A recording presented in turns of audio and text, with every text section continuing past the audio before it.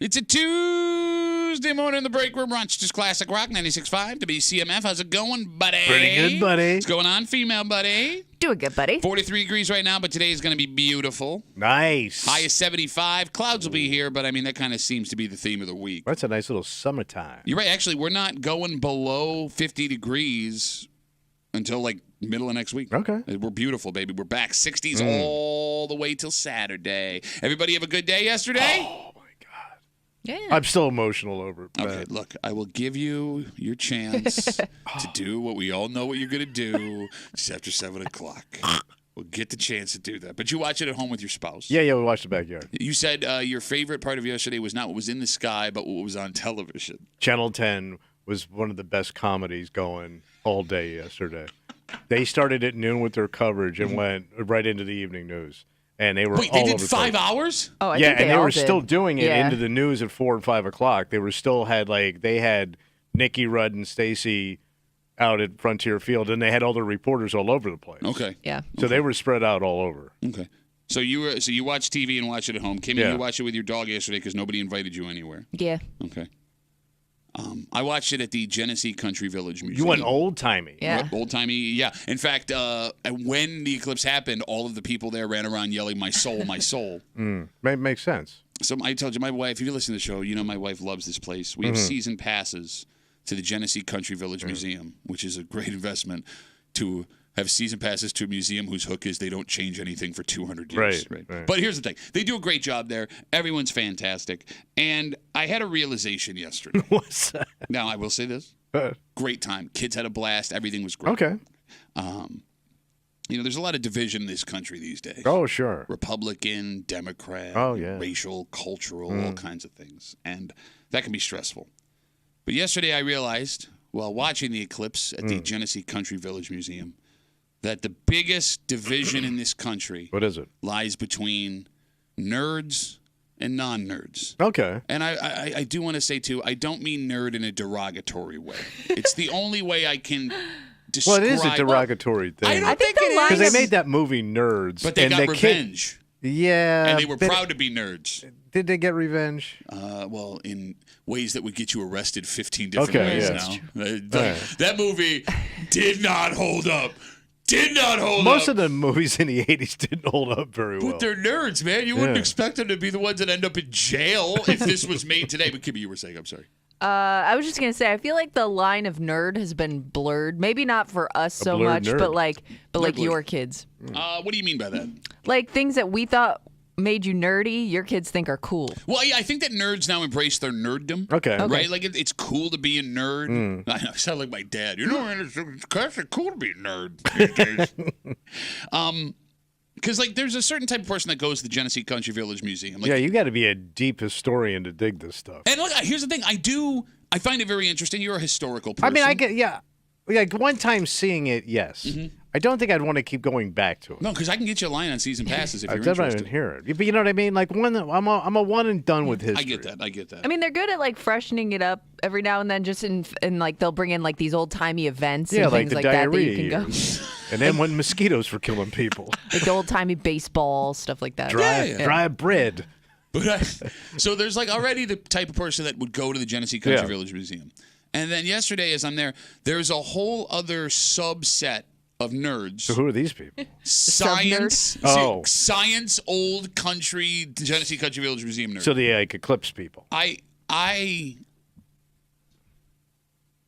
Part of me was jealous. Yeah. Because we're not smart men. We're not. Smart asses. Sure. But there's nothing that you and I could point to and be like, yeah, we got that. Yeah, we're smart. These people were so confident Yeah. in what they were saying and doing, and they knew what they were talking about. Yeah. There were people with these ridiculous cameras and drones and telescopes and all this stuff that they had. But laid how out. much more can you explain the eclipse? Right. It's a pretty easy concept, And right? it's quick. What else? What else are you telling people that they need to know about it? Well, but they were all bonding with each other. I mean, like guys had notebooks and they were like writing stuff down, and they had their plaid short sleeve shirts tucked into their dark brown khaki pants with their braided belts on. Yeah, I guess you saw a lot of over tucking. Yeah, no, it was between the period piece and the nerds. There was a lot of tucking and belting. I was the only untucked man in that whole museum. But like I'm watching this whole scene happen, and I'm gonna be honest with you. I felt left out. Like, I felt like I didn't do enough in my life to get to a point where I understood this stuff like these people understood this stuff. And part of me, because, I started getting into it, right? Like, it was bringing everybody together. Part of me wanted to, like, approach these guys and just, like, stand there and hear what they were saying. And, like, I attempted to do it a couple of times. Okay. And as I got close and I heard what they were saying. You didn't want to be brought in on that conversation. Kimmy, even if I was, not doing anything for me. Yeah. No idea what these guys are talking about. No idea. And it was in that moment that I realized. What's that? That those men, good men, fine men and women, scientific, nerdy men and women, had absolutely nothing in common with me. Right. We had not a single thing in common. Because I think all people are nerds about their own thing. Like, if you had something you nerd out on. Well, you love the Bills. Okay, but and somebody that's not a Bills fan would look at you as a nerd. If you're not into that same thing, you don't understand it. You look like a huge nerd. Why would you be so obsessed with that? Especially when you start nerding out around the draft. You get into these deep picks and what happened 7 years ago. Okay. I would look at you and go, look at this guy. First of all, where's he going? That's super What's he cool. doing at the Genesee Museum with that on? With the draft party, the Genesee Country Village talking draft about party? the draft. No, but here's the difference. Yeah. I understand what you're saying, and you're not wrong. I agree with like you. Like, all guys have, like, this thing they hold on to. They just kind of lose control over. But I look at the term nerd as having a lifestyle. Having an obsessive skill and lifestyle that benefits you.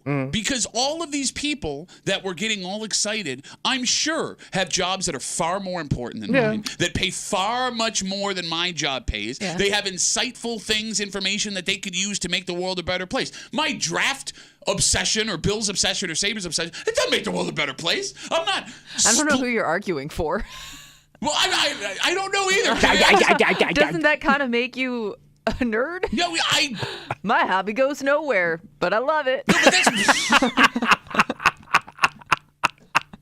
I have nothing to contribute. I'm not a nerd without a rudder. I'm not using nerd negative. I don't know. How else would you describe folks that I'm describing, Kim? Well, I guess to your point, you can see these people coming a mile away. That's not what I'm saying. I am. That's not what I'm saying. When I see these certain types of people, I go, okay, that's a dork. Because that's what you're really calling. But you don't understand a lot, so I don't even know if I take your word for it if you would call somebody a nerd. Not only does he not understand. Well, I call them dorks. Okay. Is that mean? Dork, I don't know. I don't think nerd might be mean. I don't know. I'm just trying to find a way where everybody could visualize what I'm getting at here. Not only, Kimmy, does Tommy not know anything, he gets mad when people know things he doesn't, and you, like, act out. You get mean. Right? I mean mean. I'm not mean. No, like when somebody shares information that's legitimate that goes against what you thought or you didn't know, you just start just lashing out at them for no reason. Right? At least Kimmy and I could appreciate taking in information that we were ignorant to.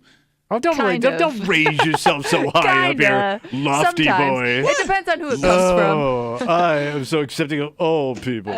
I embrace other information and culture. Well, no, who's more culturally abrasive in this room, do you think? Probably me. Yeah?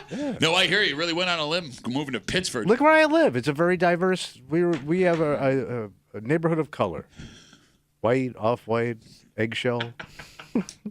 Mauve. 252 Got some mauve. 252 WCMF. Watched the eclipse of the Genesee Country Village Museum yesterday, and like there were some intense eclipse watchers. So they brought equipment. Yeah. That I don't get, man. Like, there's one event you don't need anything but those stupid. Then you didn't even need those goddamn glasses yesterday. Well, you could just kick back and the dark thing was cool. When it went completely dark and my dog went weird. And we'll get more into that later. I didn't even know I knew how to make a martini. Boo. Maybe we should bring in one of these nerds. People that know things. No, like, I guess what I'm getting at is, you're a guy that knows how to talk. I'm a guy that knows how to talk. Kimmy knows how to talk. mouth. Like most people can walk up to anybody and just have a conversation, right? And I realized yesterday with these people there, like they are so focused on their thing, and they have so much information in their head that if I were to walk up and try and have a conversation with any of these people, I don't think it would work. And it's my fault. It's on me because I didn't do enough growing up to like pick up a skill that was valuable to the world. Yeah. And I'm sitting back and I'm enjoying the eclipse, but I'm looking around like, what did you do with your life, man? What did you do? You're wearing what did you learn? you're wearing a vintage Rochester Red Wing sweatshirt while these men and women are actually contributing to society in some way. But you're also catching them in their deep moment. You're not catching them at Wegmans, like just shopping. You're It's like catching their them. Super Bowl. They're nerding out. Like you're Wait, walking. you're saying in. they were nerding it out? Oh, they were totally nerded out. Nerded out. You know what I mean? Yeah, but if you caught me in my deepest moment, I'm screaming at the top of my lungs at a Bills game. I'm not contributing. Also, But I think that's when you're catching them at their Bills moment. Okay. Like this is like they've been waiting for this. But it's valuable what they're doing. It's not.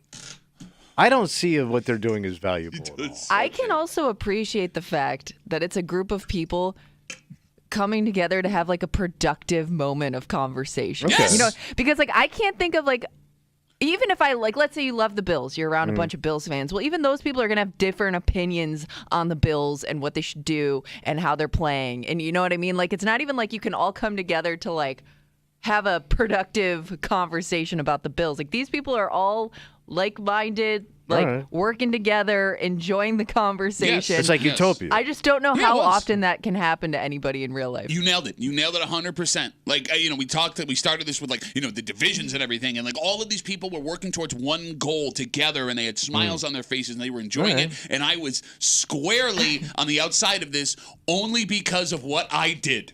My life, the decisions I made in my life, right?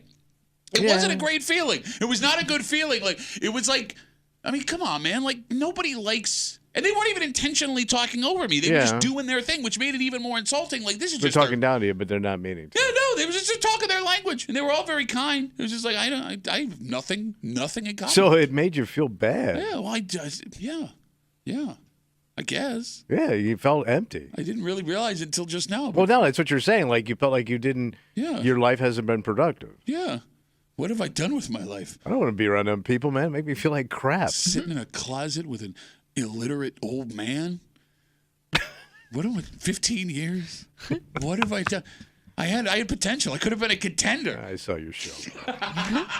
No potential. And like, here's the worst part. What?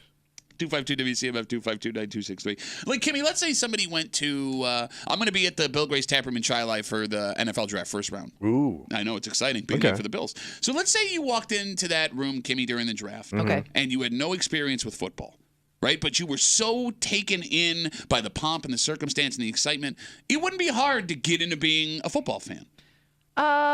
You're saying like if you weren't before? If you, let's say I had never been a football fan before in my life and I walk in and it's pomp and circumstance, I could buy a jersey, I could watch the games, I could find like-minded people. It would be an easy thing to do. It's not hard to follow sports. Or like, Well, it is kind of hard to fit in though if you're among people that are like, been fans of that team for a long time. Like, you're going to get called out really quick if you don't know what you're talking about. I understand, but you can stand on the fringe. You can appreciate it, you're saying? Maybe. I don't know. Or like, let's say, Tommy, you're someone that wants to be a scrapbooker. You walk into Joann Fabrics or Michael's one day and you see the scrapbook and you're like, that's what I want to do. You can just become a scrapbooker. What happened yesterday, I was interested in what these people were doing. Not in a technical way, but just from watching it on the outside. Their happiness. Yeah. And if I wanted to become a part of the science community, there is nothing I could do No, for it's the too rest. late for your It's over. Yeah, It's over. yeah. It's done. It's just one of those Well, it's things you just know education, you're man. never going to understand. Yeah. Why did you say it like that? It's education.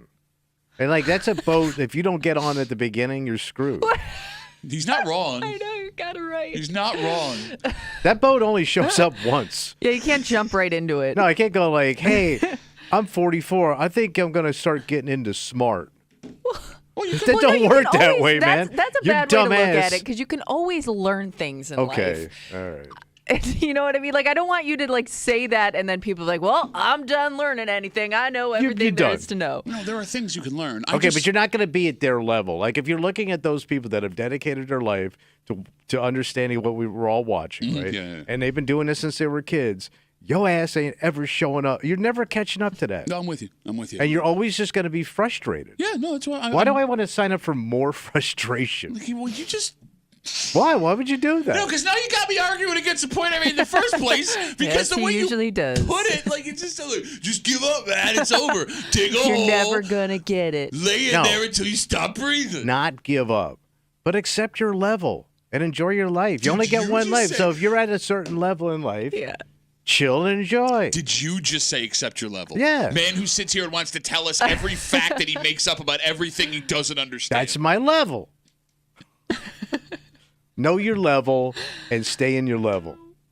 No, don't do that. Yes. If everybody stayed in their level, No, if you'd everybody have no stayed in their level, problems. nobody would ever try to improve themselves. No, the or go-getters, the try to go- understand other people. Because She's this right. is my level. Gonna stick to it. And by the way, when do you stop? When do you stay at that level? When How do you hit your know? le- Like now, this is it. This when is you my hit your level? Yeah. 41. Oh, so then I still have 4 years to get to science. What is that? What? Why are you making that noise? 41? What a random number. 41 Yeah, is it your is. level. Do you think you've improved? Wait, you think from 30 to 41 you improved any more? No, I'm trying to think like if a man went long in life, Yeah. he'd be 82. Sure. That's a pretty good run. Halfway So through. 41, that's your level. Okay. Just- Thank you. No, nobody said that was smart. See, you're doing it right now. I know. Right. Why are you looking off in the distance like you said something I'm profound? just thinking. Deep thinker. Is this thinking with your hand? What is that Thinking. sign language for thinking? Thinking. First down. See that? Thinking. We have a dynamite thinking. Thinking. Hello. Got a breaker for you this morning here on CMF just after 7 o'clock. I'm going to let you do your thing. I'm going to let you do your... No, what do you mean what? I knew on the other side of the county when those clouds showed up. Man, I couldn't. First of all, getting home. Jesus Christ. Whew. Man, you were right. Thank God I had water and snacks. Like, that would be funny if you weren't such a sad man that you didn't leave your house in the first place yesterday. Look, man, it was not what we expected. Oh, my God. Not what we expected. But I love the updates and the news were priceless. you were watching it. You watched 5 hours of it. Channel 10 has replaced Seinfeld as the funniest thing on TV. But, Kimmy, I would argue Yeah. that it was not the dudola that Oh, everyone my says. God. Well, no, I don't think it was because I was not expecting what happened. I was not expecting what happened. That was amazing. Tell me it wasn't. The moment of shut up! the moment of darkness was cool. Every moment I spend in this room is a moment of darkness. We'll get to that just after 7 o'clock here in the break room on CMF. And it's Tuesday. You know what that means. Oh yeah. Were they dudding in the hood? Tommy's house. Kimmy's got a post. He's going to remove street names, town references, read it out loud. We're all going to listen. You have to listen. And because we know every stereotype about every suburb, neighborhood, area in the greater Rochester area, we're going to figure out where they whine. And just after 9, come on back for that. Set your phone alarm or hang out with us. What are you going to do? Go watch another eclipse? It's not for another 40 years. Yeah. 20? I don't know. Yeah. I heard one of the nerds talking about it. Yeah. But first, Kimmy? Yeah. Get ready to watch a man's head explode. Uh-oh. Because, happened? well, anytime It didn't already. it's going to get explodier. You're going to see him raise He's to already shooting stuff out of his brain. That way, baby. Thinking. Anytime, Kimmy, Yeah. this isn't the best place that's ever existed in the world, Oh. Tommy frazzles out. And although this is still an amazing honor, your favorite grocery store is not at the level that it used to be. Did you see this story? No. We'll get into it next here in the break room on 96.5 WCMF.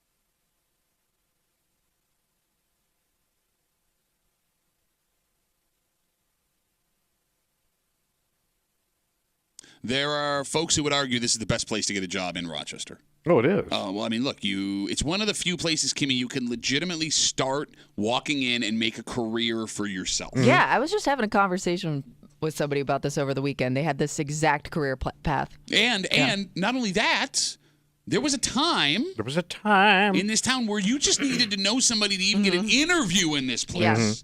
I mean, the accreditation they got yesterday is still unbelievably impressive. Yeah. But for some reason, they're slipping down the list a little bit. Look at this. You're hanging out the breaker, Rochester's Classic Rock 96.5, WCMF. Just after 6:45, a woman, a gas station, a fire, a knife, and a plan. Oh, this doesn't sound good at all. Buckle the F up. We'll get into it just after 6:45 here in the break room on CMF. Wegmans has once again been named to the Fortune 100 best companies to work for. Yeah, they're always on that list. Yeah, all the time. And this year, they have come in 6th place. 6? What jive-ass crap is that? What do you want from me, man? It's Fortune. Fortune does the list. So 9 of the 10 employees surveyed said that Wegmans was a great place to work. It was rated high for working parents. It was rated high for working women. And number 6 in America, best place to work, is an unbelievably impressive showing. But we're used to seeing them minimum top 3. Usually number 1. Most of the time, number 1. Yeah.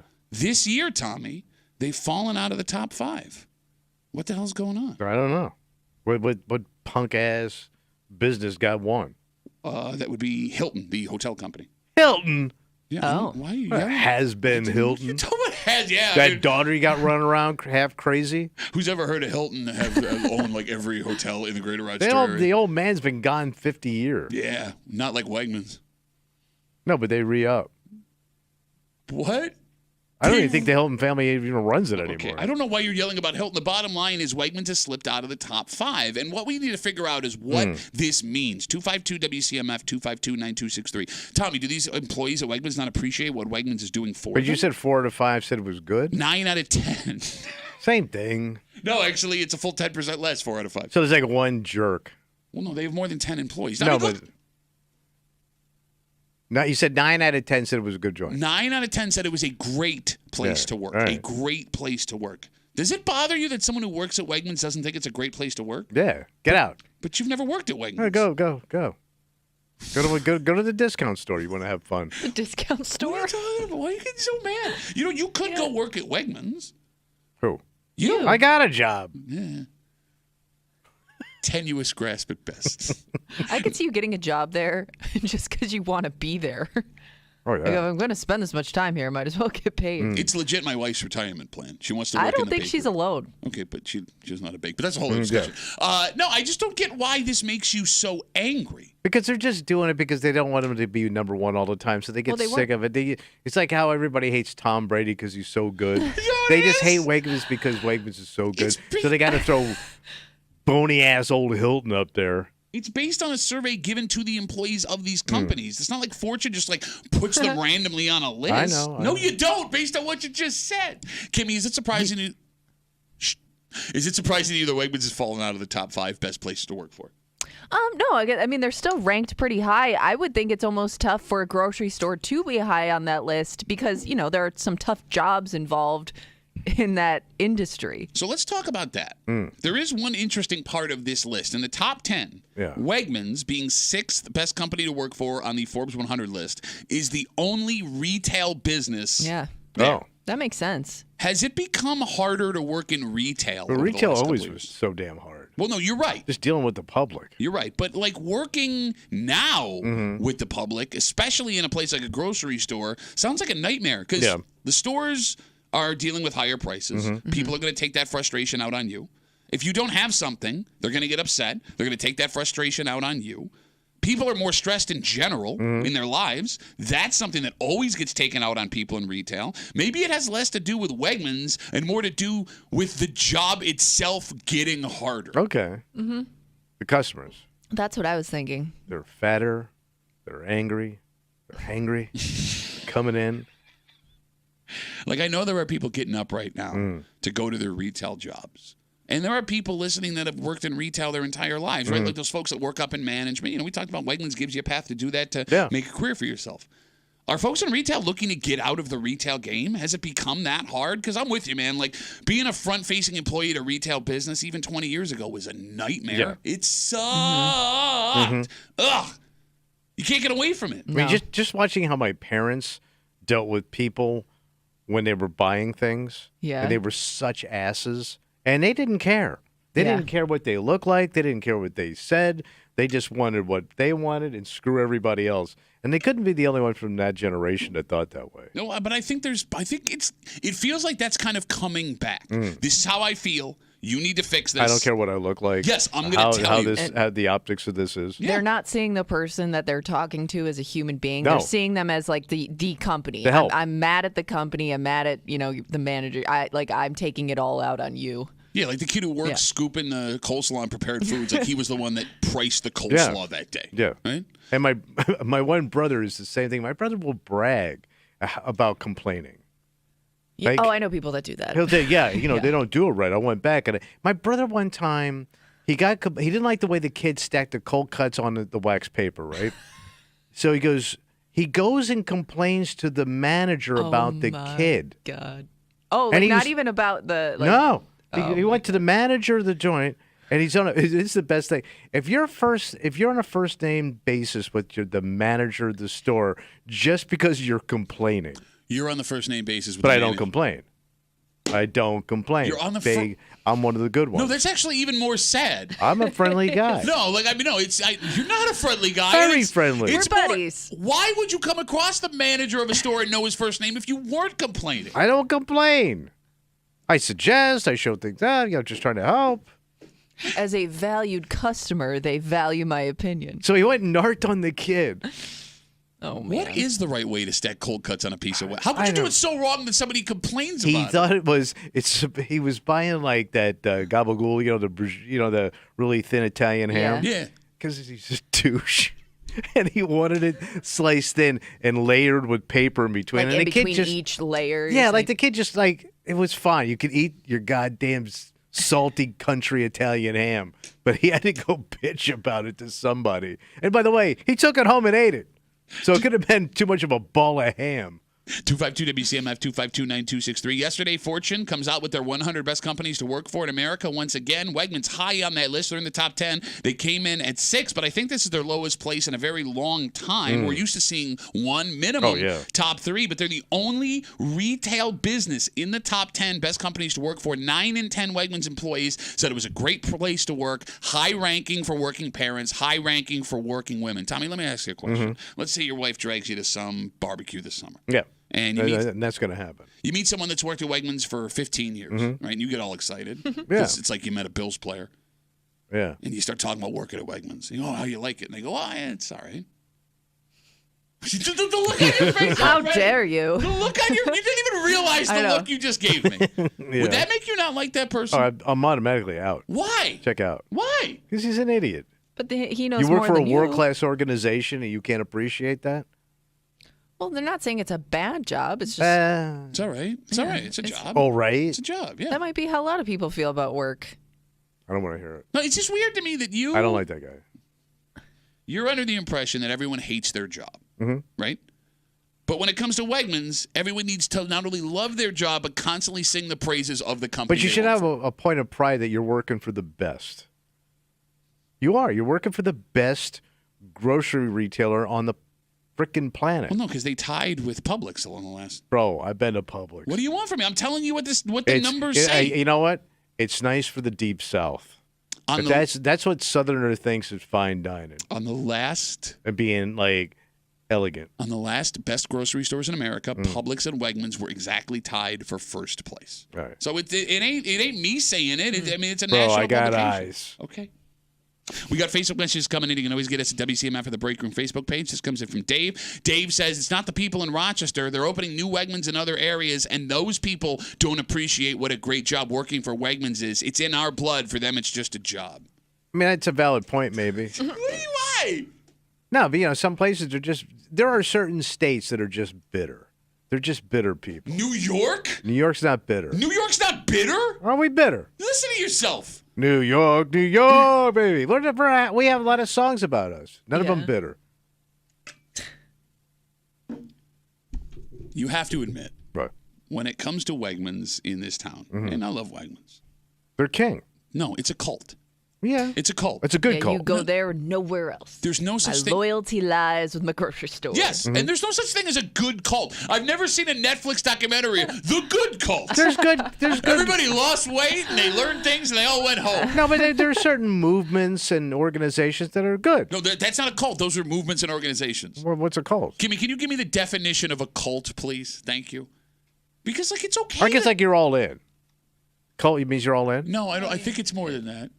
Okay. A system of hold on. I don't think this is right. Look, what I'm saying is, You're going to see all the bad ones first. it's okay for someone to just go to a job to go to their job. It so is. what's the problem if that job is at Wegmans? That's okay, but appreciate what you have. A cult is an organized group whose purpose is to dominate cult members through psychological manipulation and pressure strategies. That's every job you'll ever have. I wasn't talking is about a cult. I wasn't talking about the job. I was talking about the people who obsess over Wegmans in this town. Read it again and think about that person in your life who loves Wegmans. Kimmy, give me Here that comes definition Pointy one more time. Patty. A cult is an organized group whose purpose is to dominate cult members through psychological manipulation and pressure strategies. You mean like making fun of someone when they were trying to make a point about how maybe it's a cult? You mean like that just now? You even dressed like a cult leader, weirdo, with your shacket and your turquoise shoes. Tommy? Yeah, buddy. We got a woman. We got a fire. Jesus Christ, We got man. a gas station. Is this local? Yep. We got a knife. We got police officers, firefighters, and a plan to make it all better. Oh, Take your seatbelt, already. buckle up, and we'll get into it next here in the break room on 96.5 WCMF.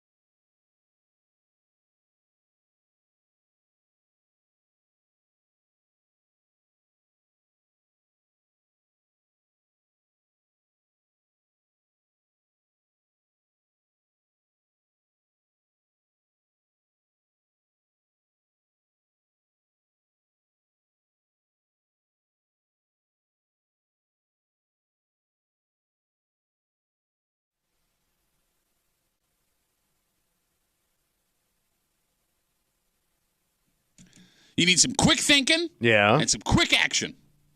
But this place, which is one of the worst possible places that could be set on fire, has a woman who wants to hurt folks standing between said fire and the people wanting to put it out. What do you do, Tommy? What do you do? You got to turn the hose on her. You're hanging out in the break room. Rochester's Classic Rock 96.5 WCMF. Just after 7 o'clock, the eclipse, it came and it went. Wow. I mean, I still get chills thinking about just the sea of humanity and the joy that brought to this community. Like, here's what I don't... Okay, look, you're going to have your opportunity to do what I didn't think this community could handle the crush of people that I saw. And thank God they had the wherewithal out in 315 land to declare a state of emergency. Thank God. You didn't watch the news, did you? I watched the news. Did you? Look who looks nervous all of a sudden. I didn't see nothing. Look who looks nervous all of a sudden. I didn't see nothing. We'll get into it just after 7 o'clock. They rolled out the fake numbers yet? Have you? Here come the fake ass numbers. Are you now doing fake news? Here come the fake ass numbers, man. We'll get into it just after 7 o'clock here in the break room on CMF. This story happened just south of us, Tommy. So what happened? Police were called to a fast track gas station after reports that someone had set it on fire. Like the pumps? No, I don't know. The story just says the gas station was set on fire. So intentional arson. As opposed to unintentional arson. Yeah, like an accidental arson. There's no such thing as accidental arson. When police arrived at the gas station, they say they found a 37-year-old woman who had set the place ablaze. Wow. Yes. Did not see that coming. So it had to be the actual building, not like the pumps, right? Because how long? The whole place would go up. Right. I would think that would escalate very quickly. It'd be like that Oppenheimer movie. Unless the security or the safety technology is so good that you can't set a gas pump on fire to that would be explodes. Nice. Is that a thing? 252 WCMF? But to your point, you never hear one of them things blowing up. Yeah, but also nobody ever brings fire around a gas pump. No, but remember when they knocked that pump over recently and the pump caught on fire, but the whole place didn't blow up? Okay, you're right. You're right. Okay. So maybe there is some technology that keeps the gas cool. So you don't have like an intentional arson. Sure. As opposed to, again. Yeah, the accidental arson, which is a great movie. Anywho, when the firefighters got to the scene to put out the fire, turns out they couldn't. Why? The 37-year-old woman, according to authorities, had a knife. But she was trying to fight people? She was threatening passersby and the fire department, according to the story, with the knife while the gas station is on fire. This is some lunatic-ass scene. It gets worse. Right. When police arrived, they say she threatened to kill them with the knife. All right. So the sheriff's department, the police, the fire department, they all got together, and they hatched a plan. They got to take her out. Well, see, here's the thing. They got to get her out of there. Well, yeah, obviously, you got to put the fire out. Whatever the plan was, it worked because they managed to get the woman into custody without injuries and put the fire out. Here's what bothers me. How do you not tell us in the story what the plan was? Yeah. You got a flaming gas station, woman with a knife threatening everybody, and you just skip over what the actual plan was to get her uninjured in custody? Because at that point, I don't mean to sound mean here, but I don't care if she does get injured. Like, what you just did... I don't care. Priority number one. You don't count anymore. Yeah. You set a gas station on fire.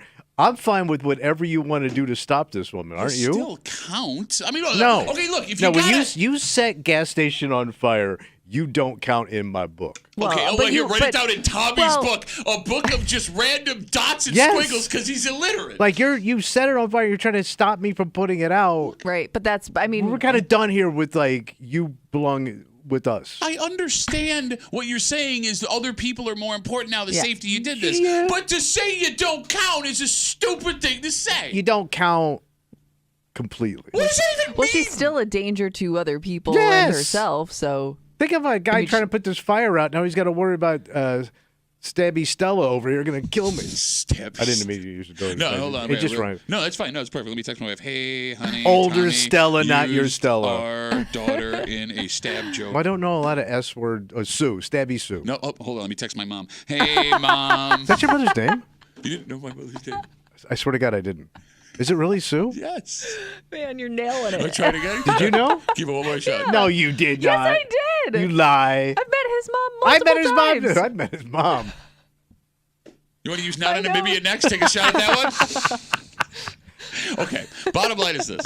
The woman who had the knife and allegedly set the gas station on fire was arrested. She's been charged with all of the charges. No kidding. She has a court date upcoming. So this story went down in Steuben County. And if the allegations are true, it could be a case of county crazy. It could be a woman who was pushed to the end of her rope because of something we don't know. Okay, sure. It could also be a woman dealing with a very serious issue that just showed up. And there is so much going on in that moment. Like, it sounds, Kimmy, like a scene from Batman. You got fire, a knife, a woman threatening everyone. Both of you two, Kimmy and Tommy, are looky-loo gossip queens. Yeah. You love to watch drama going down. Just did it over the weekend. Yeah. Oh, yeah. And here's the thing. You guys aren't alone. Don't feel bad about yourself. Lots of people are like that. Yeah. If you are at this gas station. Oh, it's like we're there for getting gas or stopping in for I see something. this go down. You're getting gas. All of a sudden, you see that the gas station itself starts to go up in flame. And there's a woman with a knife yelling and screaming at people. Fire department show up. Cops show up while you're there. Are you going to hang around to see how this ends? Well, I'm afraid the place is going to blow up. If the fire wasn't around gasoline, I may watch from afar, but I think I'm out on this one. I think I'm going to pull back to a safe distance. Okay. I don't know and what a safe continue to distance watch. is. 1,000 foot. You don't know that. No, It's 1,000 feet for everything. It's only 400 foot less than what you skydive from, according to him They always say yesterday. 1,000 feet, right? No, they don't. What is always Fires, pedophiles, 1,000 feet. By the way, is pedophiles 1,000? 1,000 feet. They can't be within I thought it 1,000 was feet of the yards. school. Yards. There's a big difference. Yeah. That's 3,000 feet. Oh. Is it yards or feet? I thought it was 1,000 foot. 1,000 foot pedophile? Sounds like the worst jam band of all time.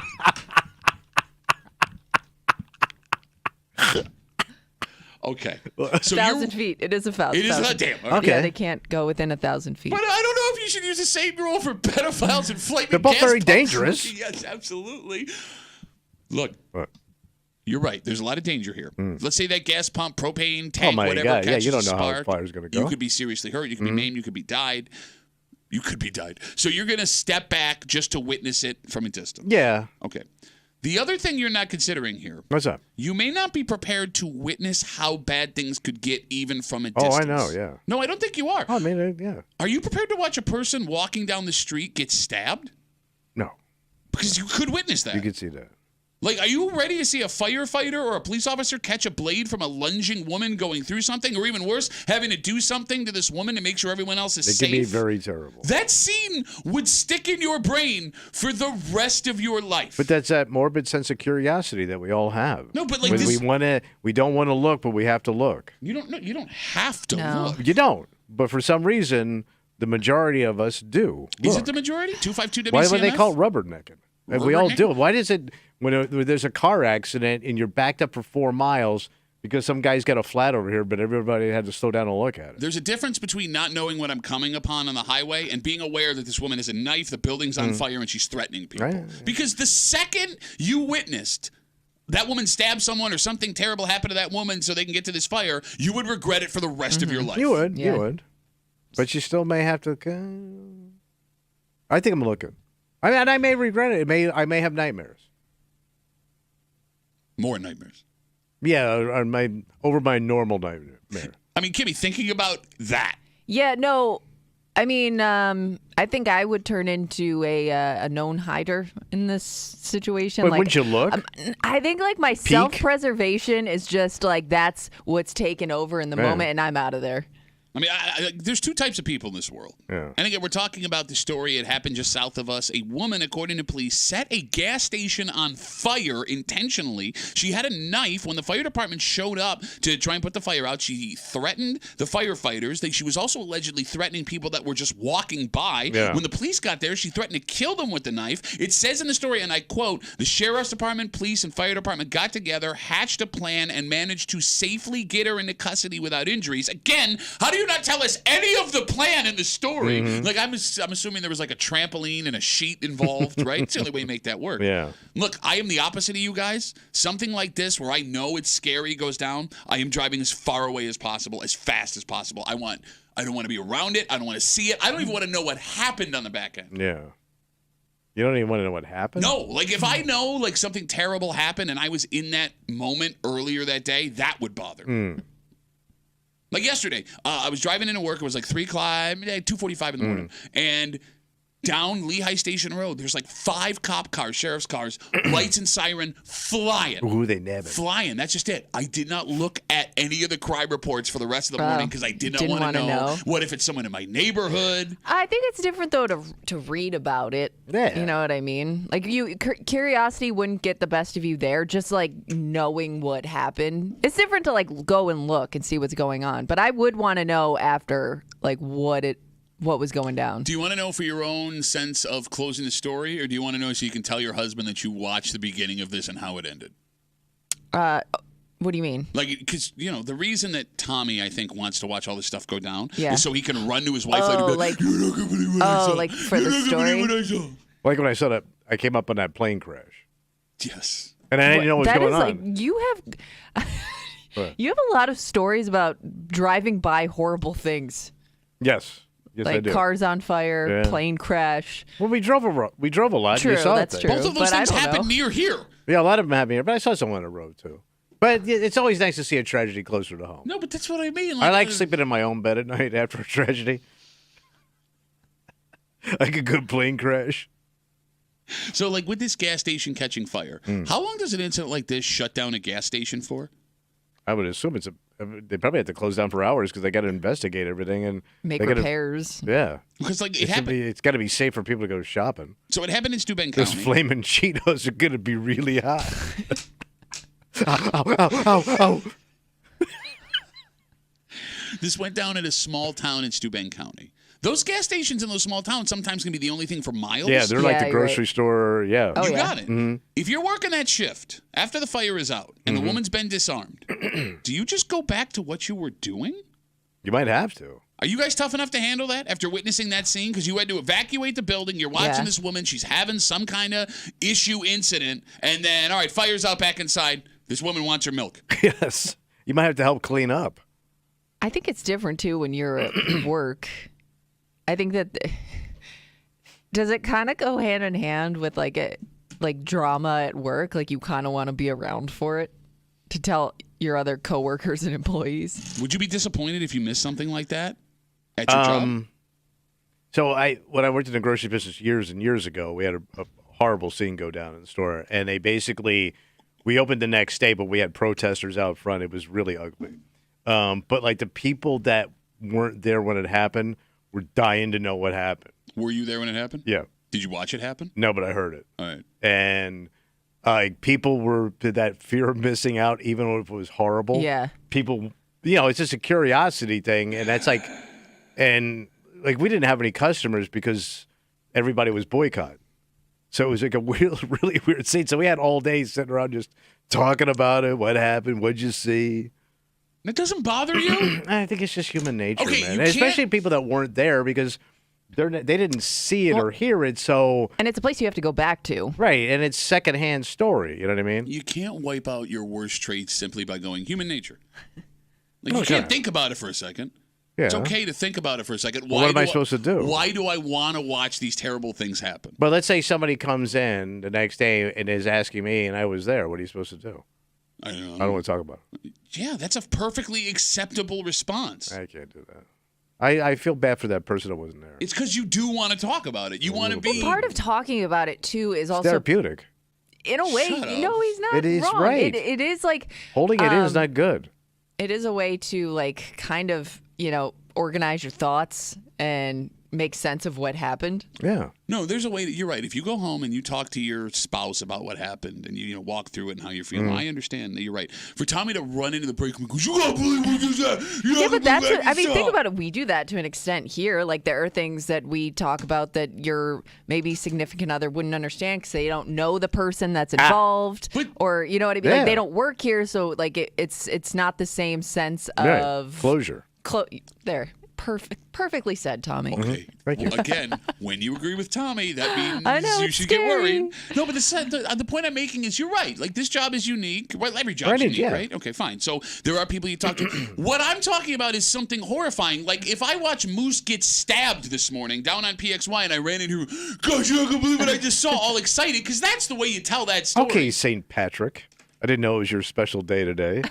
You're so above the rest of above the fray, stabbings and punches and everything else. I got assaulted at work years ago. Oh, and I you tell did? the story, and you think it's hysterical. And if that would have happened, you'd be the first one running your goddamn open mouth Tommy mic. peed his pants. Yeah. Oh, I had multiple. assaults.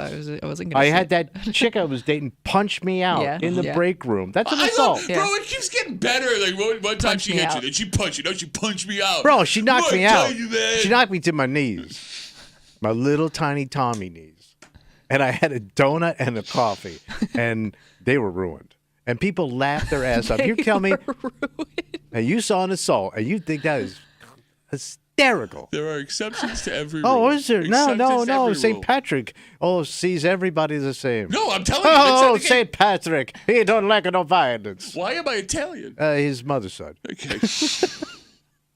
Yesterday was the day. Oh, my God. I mean, you're going to be talking about this with your family and grandkids. No, and it's just amazing. I think you still are. Like, I that's, mean, I never thought I was going to get so much use out of those glasses. All right, so I should have bought 2 pair. all right, we're going to give you your opportunity to do what you've been dying to do from the moment Man, that you eclipse talk happened. about calling my shot. But here's it's Kimmy. Oh, it's funny. I seem to remember a guy last week who all of a sudden the shot was changing. Like you think no one realizes what you're doing when you try to cover both sides of the coin.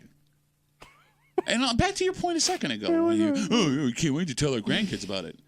We are going to tell our grandkids about that. That was still remarkable. It was. I mean, to witness it Yes. in its totality. Yes. As one orb passed through the other.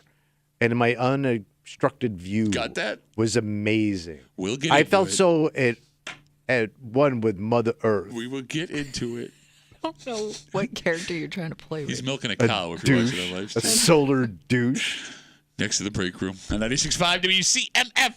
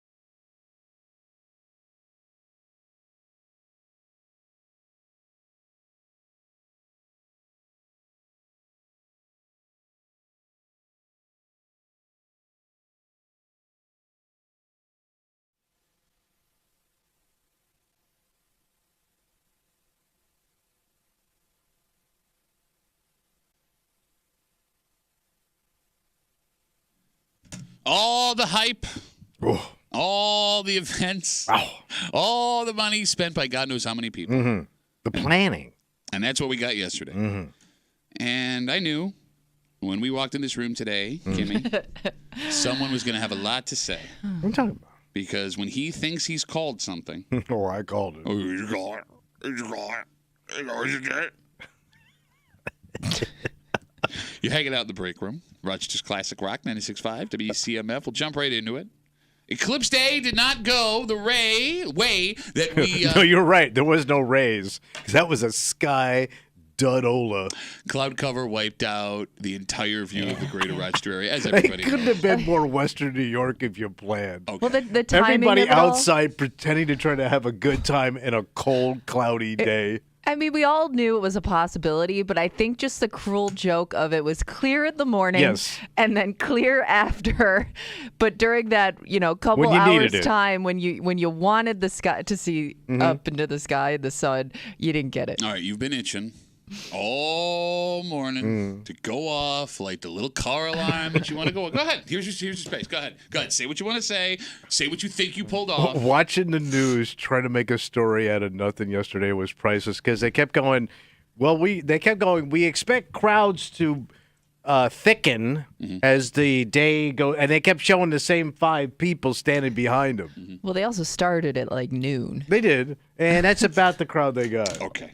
So And there was a wedding. I saw a lot of weddings. So here, put a pin in that because I want to talk about that later in the show. Yeah. But you said that watching people pretend to have a good time was hilarious to you. So you didn't have a good time yesterday?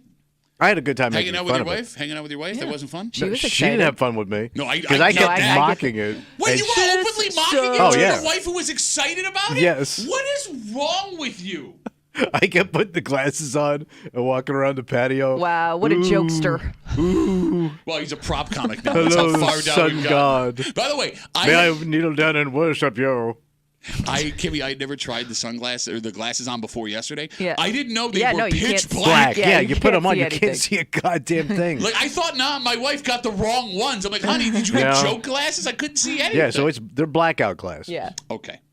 I would like to point out as you do what you think is your victory lap. So where was those 500,000 people, state of emergency? Well, here's what's strange. They said the traffic was going to be snarled. You better get home early. The hotels were sold out. I mean, there were places they shut down roads down by the beach in Ontario. Yeah, it was Charlotte, really they shut down packed up. stuff. near We didn't the, see 500,000 up near people the in the beach. greater Rochester area. But the hotels were sold, and as were the Airbnb. So I was Got gonna you say, there. I think it was pretty spread out, and maybe that's why it didn't feel necessarily like there were that many people. But think about it. Every business just about had something going on. So I think people were spread pretty evenly throughout the area. I don't know. Where I was out in the sticks, there were 1,000 people. yeah. Like just hanging. Meow. Yeah, but it wasn't the Super Bowl numbers that they were talking about, and I'm pretty sure Wayne County didn't need to be under a state of emergency. They shut down 104 for a little while. Oh my God! They For moved what? it to one way. They Somebody did. tip over the manure truck?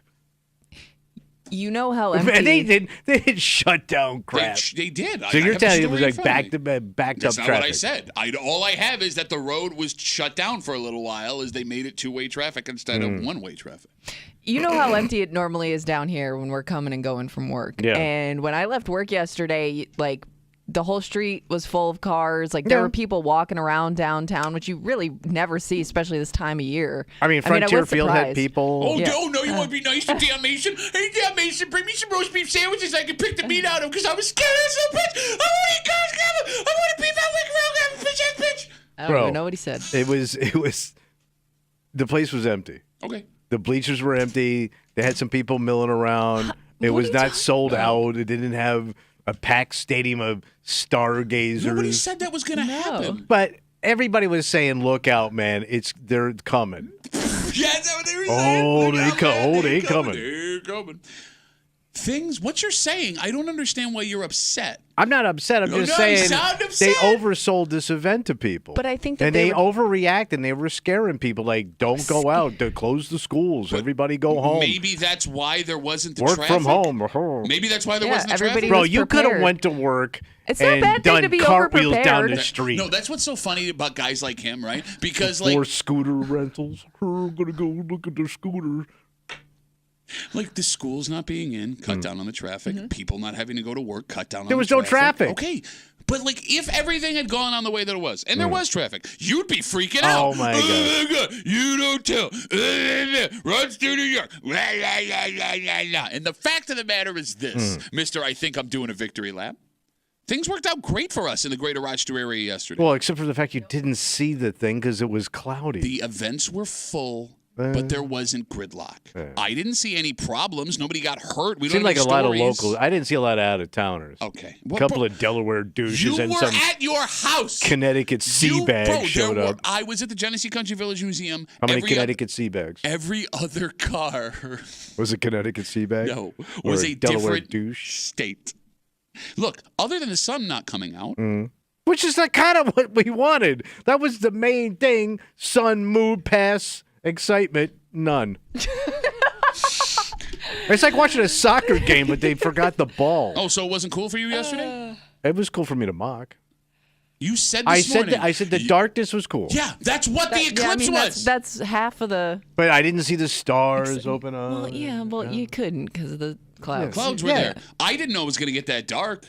I can completely understand now why civilizations back in the day thought the world was ending when this happened. That was ominous. It was cool to watch the dogs in my neighborhood freak out. You are such an old man. It makes me sick. What? Not impressed by Eclipse, but that dog howling down the street, that was pretty neat. Would set my dog off, and they were like going crazy. Are you telling dog stories into a microphone? Yes. You want to tell us Sure about is. other radio Well, we're hosts talking about the sun. Yes, you mean the biggest thing that has been on That everybody's... didn't show up. God's sakes. Kimmy, the darkness was worth the hype of everything. In my no, humble it was, Wait it a was minute. really cool. I'm talking to Kimmy. That darkness was enough for you. Yes, 3 it minutes was. of dark. Yes, I didn't... I mean, it turned. It was weird, like how my brain couldn't comprehend what was going on. You know what I mean? Like it was weird how it messed with your senses. Yes. when it For a happened. couple of minutes. No, okay, again, two normal people are talking, not man who took both sides of the coin so he could come in this morning no matter what happened, be like, I told you.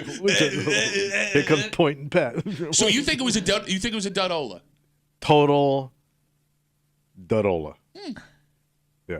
And everyone that was excited about it is an idiot.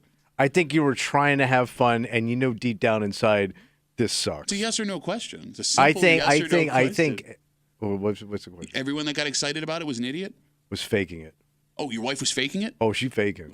I know she was faking it because I kept saying, "Are you having fun?" You're wrapped What up with. a dick! She's I got know. 3 blankets, a hat on. She's watching Channel 10 on her laptop. You're not because there's nothing to see. You're such a dick. Like We she's literally sat on a cloudy day on our I backyard with no understand. furniture, enjoying the dank. I love how you finally find a woman that cares about you, that is going to let you live in her house, and you do everything you can to keep that When from the happening. moon was in the 7th hour, and there's no sun in the sky. 252 WCMF. If you're watching the live stream, you see Tommy doing a dance. This is Tommy in like true youngest child form. Like I just have to come in like Godzilla and ruin it for everybody. Hey, I want the attention on me. I'm Tommy. The eclipse sucks, but look at me. 252 WCMF. 252-9260. Let's talk to Scotty. Hey, Scotty, what's going on, buddy? Yeah, my wife and I threw an eclipse party yesterday. It was planned out. We had friends come in from Baltimore, including her family, her dad and mom. We made a choice to my brother convinced me. He's like, dude, it's not going to happen here. Let's go to Vermont. Let's do it. And so me and my wife, we just left everybody at 8:00 in the morning. Actually, 9:30. Wait, you left everybody at your house and took off for Vermont? Yeah, we left. We're going to Who Stowe, won? losers. Well, he was a hermaphrodite. There were people that took off for Erie. So, like, one of the women that works here, Yeah. her boyfriend, Was it an Erie guy? no, he was going to watch it here and was like, and woke up in the morning and was like, him and his buddies just drove to Erie and watched it there because I guess it was super clear in Erie. 252 WCMF. Let's talk to Mark. Hey, Mark, what's up, buddy? How's it going, buddy? Good. What do you got? Good. What's going on? I agree with Tommy on this. 'Cause It you're was cool. a big debacle, a big dud. Well, how was it a debacle? I mean, we knew that it was possible that the Debacle, sky bro. was going to be cloudy. That was always a possibility. Yeah, but like Tommy says, a lot of people supposedly are supposed to come to town here. Supposedly. I was on the road. Well, I was on the road. I had no problems. I hardly went outside because, it was like, it was cool, don't get me wrong. But it was cool, but it was a debacle. It was a cool debacle. Cool buckle. They waited for years, and then you turn the world news on. They show every place they had it real good, and these people in Rochester, like Tommy said, they're trying to make good out of it because they're, meeting in a place, partying. I went downstairs, got my Jack Daniels, just taking shots. It was nice to have a cocktail at 2:00. I will say that. Oh, well, yeah, like you don't do You that don't every need to day. do that You're anyway. drunk. You don't need an eclipse to go have a cocktail. I just felt very I know, European. but We were drinking it You too. don't know me. I don't drink home too much. I'm a social drinker. It took a lot for me because I retired last year. This guy gave me a whole bottle of Jack. Now's the time. Are you still? You haven't finished it? He's a social drinker, he said. Mark, thanks for the call, buddy. Have a good rest of the day. There goes Mark. Debacle. It was a debacle. You would think people spent money on this, right? That's like, some people did. yeah, spend some people money. did. But I'm saying, like, if you just walked outside and watched it, it's almost like I'm not getting my money's worth out of the sky right now. Well, think of all these businesses that were thinking they were getting all these people to come buy all their merchandise and stuff, and they're probably stuck with it. Okay, again, Well, they still probably did. Yeah. is a word that you don't start a prediction with. Yes, you do. No, you don't. You're probably stuck. No, you say they're stuck with it. And then They if they're are. not, then that makes you a lie because you put that problem in. What's that problem? I didn't problem. I didn't problem right there. No, I mean, Kimmy, if you were watching what was going on social media, it looks like these businesses made their money. Like, what's wrong with that? Why is that a bad I thing? think that fell short of what people thought were going to happen. I thought there was going to be lines down the street of people with cash in their hands, and that did not show up. But it happened on Sunday night. It happened people waiting to get into a couple of bars and the Rochester Museum and Science Center yesterday. They had over 1,000 people. Okay. Parcel 5 had over 1,000 people. Where I was had over 1,000 people. I mean, They like open space, yeah. like Kimmy said, like it was spread out among so much place. I don't know. It'll be interesting to see if these restaurants and bars come out and go, we took a bath on this, or we made a ton of money. Okay. To Mark's point that he made about how they showed, if you watch like any like the national news yesterday, they showed like places along the route that like you could see everything, and I did have some FOMO in that moment. Like, man, those people got to see everything. Like, what a cool experience for them. I just find it weird. Like, there are a group of people, and you're one of them. Like, you're like, oh, you told everybody. You're blaming the city for the sky being cloudy. For overhyping. No, because they were over predicting what they thought was going to happen. Over-predicting? You started with the whole they over predicted, and then you do this weird like boomerang where it's like the city made the clouds come, and that's what made it suck. Yeah. I mean, it's possible everybody got up, saw the forecast, and drove an hour or two away. Yeah, it could have been. But it means we still made the money on people doing Airbnbs and hotels. More and than stuff you like would that. have on a Monday afternoon. No, I'm sure most of these places wouldn't even normally be open. True that. Fair enough. And that's the other funny part, right? Like, you had a moment with your family yesterday. I had a blast with my kids. Everybody got together, and it was weird. I don't know where. I mean, you guys watched it at home. There were lots of people that watched it with other people. Yeah. Where were you in? What did you just say? Where were you? Where were you in? Where were you in? I went to the Genesee Country Village Okay, Museum. and you got to enjoy your children. But it wasn't just the kids. Like, Kimmy, you never see people not on their phones, sitting waiting for something. And I didn't realize how long it had been until I was in that moment. Like, wow. Okay. So a lot of the video clips that people posted of it, were there people cheering? Yes. Where you were? Yes, you could there were. That hear I didn't really get. But I Because, could hear it. if it happened, like I would want to like take a second and like appreciate the silence, right? Because like they say like the birds stop chirping and all that. But I feel like it would kind of get ruined by like the cheers. But you could hear it just sitting in our backyard. I could hear it in the neighborhood and over at the college. People were like cheering like somebody just scored. Not only were they cheering when the totality happened, they had a big screen like after when I was leaving where they were showing other eclipses while it was happening. Yeah. And they were cheering for the eclipses on the TV. Which I was Like New okay, Year's Eve or something. That's a little overkill. Oh, is it really? No. Everybody's just having a good time, man. Not looking at their phones, staring at a screen, Well, no, but cheering. that is People looking having at a the better phones. time than you are. Hey, look, better party over here, man. The only thing that's strange to me about this, if you want to take your victory lap, fine. You can take your victory lap. Yeah. Well, yeah. As if you keep standing in front of me while I'm doing it. Because you're not making good points. I just don't get why you were cheering for it to suck. I don't know. Oh, what happened? Oh, mister, I got things to say. Check me out. Like, from the moment this started. Because it just seemed like it was ridiculous. No. It wasn't seemed. You wanted it to suck. Not wanted it to suck. Kimmy, did he want it to suck? I just think when I see people going overboard. I don't know if you wanted it to suck, but you were happy that it sucked. Man, fair enough. You're a bad person. You bad person. You are. You're a bad person. You're a bad no, person. why can't you just let people have joy? And he has turquoise shoes And you on. love He's a bad person. This is just not nice. You're mean to the sun and the clouds. You can't appreciate nothing. But you love the moon too. That's why it doesn't make sense It's to just me. the You're like weirdest thing. obsessed Big lunar with guy, you're yeah. obsessed with the moon and space travel and all that. But this is where you draw the line. Let's take a break. All right. Taking away people's joy, it's become a common thing, right? Oh, yeah, people are terrible. Well, it used to be that you wore a band T-shirt to show off how much you loved a band. Yeah, sure. Nowadays, and Kimmy, you can back me up on this big time, that doesn't seem to be the case anymore. In fact, we have in front of us a number of the amount of people who own a shirt of a band they've never listened to. And it turns out that Is this because all that vintage stuff? I think so, and we can get more into that here in a second. But it feels like we live in a time now where you don't have to be into what you're wearing on your chest. Okay. And I don't want to take anybody's joy away, but that's a problem for everybody involved. We'll get into it next here in the break room on 96.5 WCMF.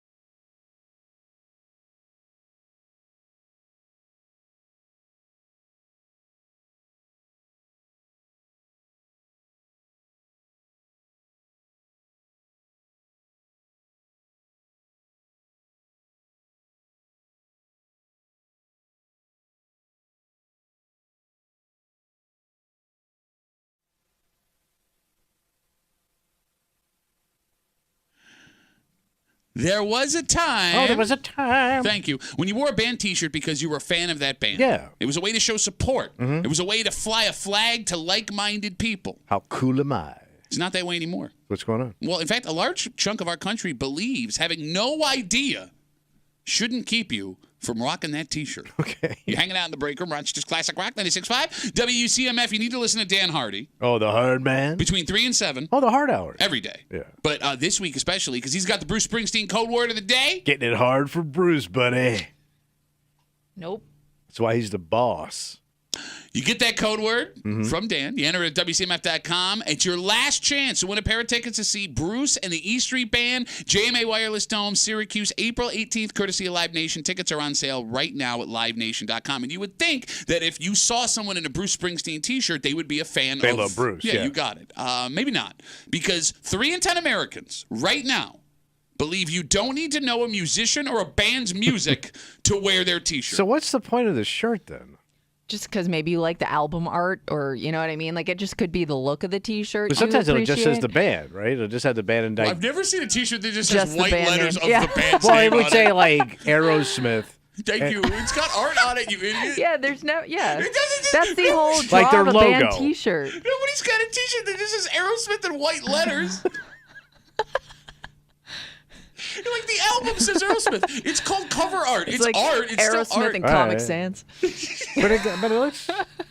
I don't know. Okay, so not only do 3 in 10 Americans say it's okay to wear a musician or a band T-shirt that you have not listened to, even more surprising, 1 in 10 Americans, which is a pretty significant part of the population, No, sure. say they currently own a band T-shirt that they've never listened to. So what do you do? So like if somebody comes up that is a fan and hey man, that band, and then they spew something out to you and you just look like a deer in headlights. I don't know. You don't Yeah. look very cool in that shirt anymore. That would be my concern, Yeah. You right? look like an idiot. So the phone number is 252-WCMF, 252-9263. And let's break all this down because we got a lot of things flying around the room Okay. right now, right? First of all, does it bother either of you that folks are wearing band T-shirts without listening to the band? Well, I guess when I think of like your daughters thinking this shirt just looks cool, that's fine. Huh, it's weird. But You know that those But people anyway- grow into adults, though. But if you're a grown ass person wearing that and you're not a fan, I don't get it. So like my daughters, it's okay, but everyone else, they Yep, suck. yep. You Yes. puss-ass bitch. Well, it'd be like walking around with like a New York Rangers jersey on, and I have no. There are people that wear jerseys that, But I and don't. sports but, and but things. I don't know anything about the team. Yeah. Like I would I be don't wearing a think New York Rangers jersey, and you ask me a question about the Rangers, I go, I don't know. No, Kimmy's right. Those people. just there like are red. people that wear like they obscure. wear blue. They're called the blue shirts. You idiot. I thought they have red in there. They have red. They're called red the and blue. blue shirts. Nice red Rangers jersey, man. See, I don't know anything about the Rangers.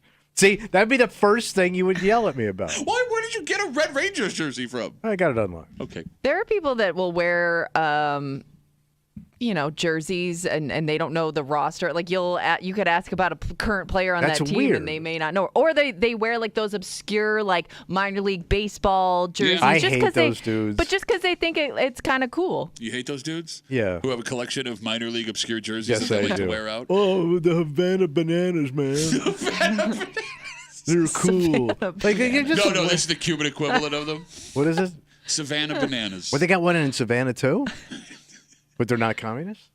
So look, you brought up my daughters. I think this did start with Gen Z. Which makes sense. Like the vintage clothing market took off. Kids wanted to wear anything that looked old. And I'm not trying to sound like an old man yelling at the clouds, but you do see now, Kimmy, 20-something spending hundreds of dollars on like NASCAR T-shirts from the 80s and 90s. But every Yeah. generation kind of does this. Like they find something from the past that they think is cool and they latch on to it. Like Can you what give me was an example? yours? So I remember for a long time, vintage bowling shirts were cool, and you would Okay. wear a bowling shirt Yeah. with somebody else's name on it. And the other one was old gas station attendant shirts, Okay. like Sunoco in '76, and you'd have some like old guy's name on it, and you would wear it out. And it was funny, and it was kind of ironic, right? So, I like- gotta get it. No, like when And I I was, think that's the same thing. When I was in high school and college, the big thing was finding T-shirts from bars you had never been Yeah. to before. Just any kind of bar Yeah. T-shirt that looked old and vintage. But I mean, it's different.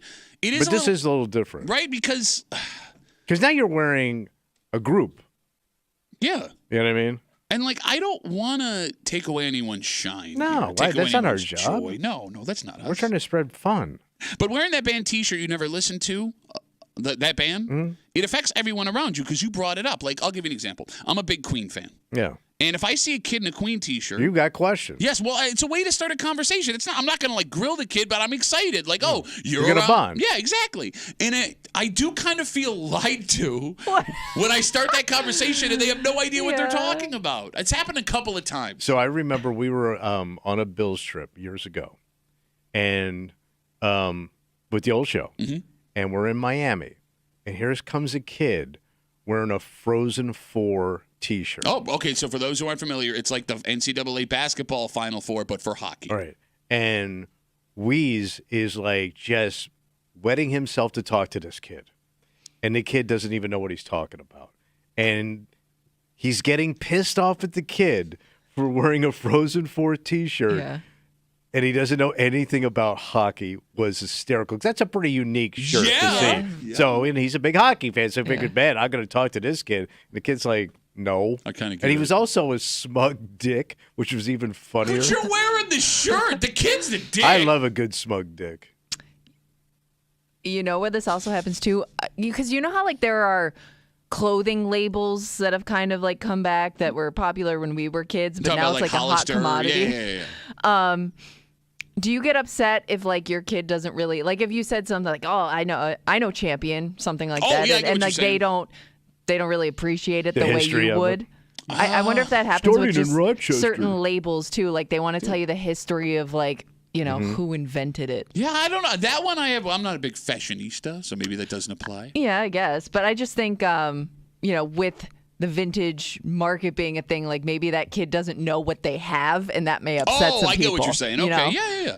252-WCMF, 252-9263. 3 in 10 Americans right now believe you don't need to know a musician or band's music to wear their T-shirt. 1 in 10 Americans, which would be around 30 million Americans, admit that they own a band T-shirt from a band they've never listened to before. Which is so weird because if you had the T-shirt, it would just take you a second to go online just to listen to Yeah, it. you're right. And you wouldn't do that. You don't have to go to the Record Archive to buy the No. vinyl anymore. You can just jump on YouTube. I can listen to anything they did. Yeah, you're right.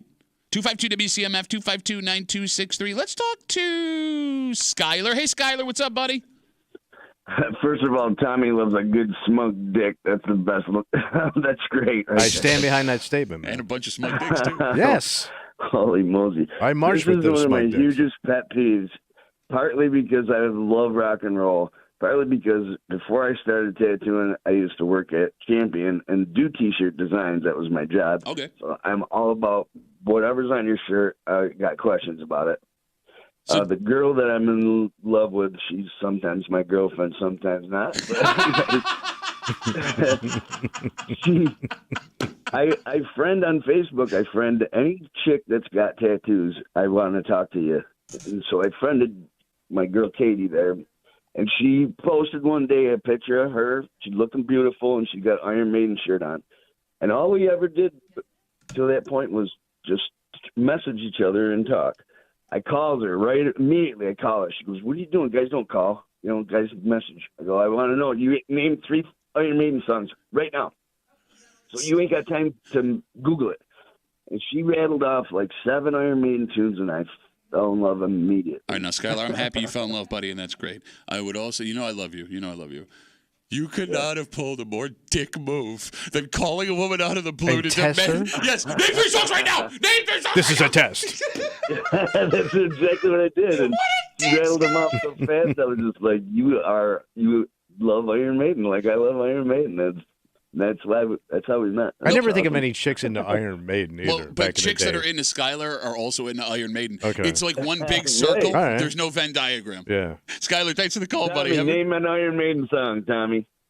I can't. You can't. You suck because you're a big smug dick. Well, thank you. Bye, Skylar. No, but to Skylar's point, as much of a dick move as that was, when you do come across someone that loves a band that isn't the most mainstream, and I know Iron Maiden is mainstream, Yeah, you get what yeah, I'm saying, yeah. right? There's that instant connection, instant bond, and if it's a romantic bond, it makes it even better. Okay. Right? I mean, I would say that's I don't really believe in it, but I would say that's about as close as you're going to get to a soulmate. Yeah, I think that's fair. Off the bat, immediately. They do say that music is the language of the soul. They do? I know, I just made that up. Did it sound good? Sounds great. 252-WCMF. Put that on a T-shirt. 252-9263. 3 in 10 Americans believe it's okay to wear a band musician's T-shirt without knowing the music. 1 in 10 Americans admit they have one and have never listened to the band. Jeremy's on CMF. Hey, Jeremy. How are you, buddy? You can call Skylar a dick all you want, but she hung around, so. Well, I mean, he pulled the right move. Is it? Well, Jeremy, okay. I want to bring this up, Jeremy, because I know what kind of music you're into. What's he into? So the average American says they have spent $400 in band T-shirts in their life. Ooh. The average metalhead says they've spent $500. So metalheads take these T-shirts more seriously, Jeremy. Yeah, I would say that's probably correct. What you were going to say? I'm sorry. Go ahead. I think this trend really started, I think it was 2009 or 2010, where one of the Kardashian girls wore a Slayer T-shirt. And people absolutely lost their minds. And I was half on the fence, but then I came to the realization, well, there's a lot of people watching them, a lot of people who don't know about Slayer. So maybe if they watch them, inquire about what Slayer is, maybe they'll become fans. Okay. Because when I was a kid, I've said this before, Metallica's always been my favorite band. When I was a kid, nobody knew them. I wanted everyone to know them. Absolutely, you did a great everyone. job. I mean, just like you, big smug now. dick. All right, well, Jeremy, I mean, and even at the very least, because I don't know what cross-section of Keeping Up with the Kardashians fans But that are gonna ass check out. is good in a T-shirt. What I'm saying is, you know, the band gets paid every time a T-shirt gets sold. So at the very least, the band is making money off it, right? Well, you would think as long as it's not a bootleg shirt. Kardashians don't wear bootleg, but they're all designer. Yeah. Yeah, whatever. But Jeremy, I mean, look, as a guy who loves music the way that you do, it isn't a little disappointing if you were to strike up a conversation and find out, like, oh, they want nothing, they don't know anything about this band. Nobody wants to talk to me to begin with, so I don't go out of my way to talk to people. Okay. And usually they'll give me a strange look anyway if I'm going to ask them about what's on their shirt. All right. Especially if it's the opposite sex. Forget about it. That's something to steer away from all day. I don't care. There's bigger fish to fry and bigger things to get worried about in my life, so I don't care. Doesn't bother me. Jeremy, great call. Bye, buddy. Dix. Thanks. Have a good rest of the day. The break room, #1 in social rejects, based on the last 2 calls. You know, you can make the argument that it is a parent's responsibility to ensure their children don't go out in public and get put in a spot. Because you heard Skylar make that phone call, name 3 songs. And Kimmy, that's like the thing. When somebody has a band T-shirt that folks want to call them, name 3 songs right now. Yeah, but now I just kind of look at name 3 songs guy as the bigger douche. I agree with you. You know? I agree with you. Because you may just do it even though you don't know 3 songs. But that Because I have seen that. But that person still exists, and you may want to protect your kids from having to be that person. Like if you're the parent of a middle or a high school kid, you have the power to ensure, A, if they buy that T-shirt, that they are familiar with the songs, or B, you're not buying them a T-shirt that they're not familiar with the band. Okay. So you got to help them out a little bit? I have pulled that move on my kids. But they probably don't like that. Yeah, I'm guessing no. Because they don't care. Well, but I don't want... But you care. I do. Oh, only for my children. They don't care. Their friends don't care. So you're protecting your daughter from you? Yes. Okay. Well, no, but I'm not going to be... There are look, more like me's versions of out you. there. Yes, I'm not going to be in your face, name 3 songs guy. I will. You won't? I will quietly judge. I will Name 3 songs. Go. No, we went to the record archive, and my daughter, I'm trying to remember what it was. Maybe it was Ozzy. I think there was an Ozzy T-shirt that she thought was really cool. My oldest, and she wanted to buy it, and I was like, okay, tell me about Ozzy. She had no idea. Oh, my God, you're such a dick. I'm protecting her. I'm trying to protect my girl. So she didn't get the shirt? I didn't buy her the shirt. Oh, my God. You're the worst. I'm trying to protect my daughter. From what? him. Dicks. From him. From You dicks. can't. You can't do that. Like, there are people out there that are just going to be asses to be asses, right? Yeah, so, and those like, people, they don't need to deal with So, like, that. how do you... So, I mean, right. sure, you can protect them from T-shirt douche. Yeah. But there are other douches they're going to have to deal with in their life, so why not just let her wear a T-shirt she thinks is cool? Because I'm shaving douches off, right? Like, if the other douches exist, why I can... Yeah, but that that thing you're shaving is like an onion. You shave and you just keep getting more onion. more layers of douche. Yeah. Well, no, I'll say this. I see you guys on hold. Don't go anywhere. All right, so my daughter did this with something else. Last week, she went to the mall with one of her friends, right? And her friend is in F1, this girl, right? It's become really big with that Netflix documentary. Yes. So my daughter has never watched F1 in her life. Yeah. And she came home with a McLaren sweatshirt. Yeah. Her and her friend bought matching McLaren sweatshirts. And, like, to get a matching sweatshirt with your friend is one thing. My 13-year-old starts pretending she knows about F1. Yeah. She's like, we can go to an F1 race. Where are F1 races? And all day. Yeah. So it's a new interest. I snapped finally. All right, what'd you do? Well, we were on the way home from hockey practice. And Did you want to tell her why it sucks? No, I go, tell me one F1 driver. Name one. Yeah. You don't know one either, though. I don't, but I knew she didn't, and I wanted to point it out. Charles de Gaulle, doing really well. It bothers me. Like, look, she's into things. It was surprising that's like what they went to. But then when I think about it, it's like one of the most popular shows on Netflix right now. I mean, and all the drivers are like these young, handsome European guys. But my daughter doesn't know any of that. But they're like young, good-looking guys in fast cars. But maybe who doesn't get sucked into that? What are you doing to me here? I don't know. Like all these guys look like movies. Looking. They're all movie stars, and they all have accents. Yeah. Girls like that stuff. 252 It ain't, racing Randy out there with one what tooth. If this is a new interest for her and you're just completely... What if this is a new interest for her and you're just completely cutting it off before she can even, get into it because she's like, well, my dad doesn't think I know anything. She wants to jet off to Monaco. 252 WCMF. So it's not just the bands. I mean, you can buy any logo T-shirt. Mm-hmm. Sounds like Sam got into some trouble. He's on CMF. Hey, Sammy, how are you, buddy? Good. So I got a story about Marv Levy. Uh-oh. Yeah? Oh? Go ahead. So not band shirts, but college. So I was out in Chicago living there from 2001 to 2004 and was living in the same building with Marv Levy. And I got on the elevator one time with him. I was wearing a Harvard sweatshirt. And he says, oh, you went to Harvard too? And I said, no, I didn't. And then he just looked at me and said, so why are you wearing this sweatshirt? and then he got off the elevator. And you know how you always think of something too late? When I got off the elevator, I thought I should have leaned out and said, wide right. Wow, what a dick, Sam. Why you got to hurt Marv Levy? You're the dick for wearing the Harvard sweatshirt, Yeah, Sam. but Marv is also kind of an old man. He went to graduate school I in Harvard. know. College sweatshirts. Well, Sam, did you go to college? Yeah. Or where'd you go to school? UB.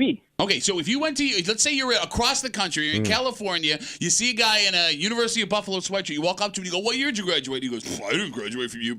That wouldn't bother you a little bit.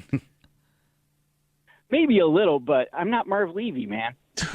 Well, none of us are, Sam. None of us are. Thanks for the call, buddy. Have a good rest of the day. By the way, why of all the sweatshirts would you wear a Harvard sweatshirt? I think those are the types of sweatshirts you see all the time. Because they're funny, because that dumbass didn't go to Harvard. Well, I think we may have a different perspective on the college tees and sweatshirts because what was Stephen Barry's that was so popular when we were kids. So every kid was wearing. You had multiple college sweatshirts, hoodies, pants, T-shirts in your closet when you were a kid, so you probably think nothing of it. No, look, I'm with you because every Christmas present I got when Stephen Barry's was open was from Stephen Barry's. But I think there's a difference between wearing something like a major sports program, Tennessee, Duke, whatever. Yeah, but you weren't wearing it for that reason. You're still kind of a douche, but nobody's like, oh, Harvard basketball this season looks really good. All the 5'6" white guys. But that's what makes it so fun. I mean, Harvard's like the Cornell of colleges. Let's take a break. There was so much demand for this to come back on the McDonald's menu that they've announced it's coming. All right. They're giving into pressure. McFatty? But Kimmy, I'm with you on this. I don't know who needed this back. You don't like it? Well, it's not that I don't like it. Everything is good on McDonald's. No, it's maybe good. we just here maybe spoiled by this item more so than other places. Oh, you think so? I mean, I think we can get a good one of these here. We'll tell you what it is next here in the break room on CMF.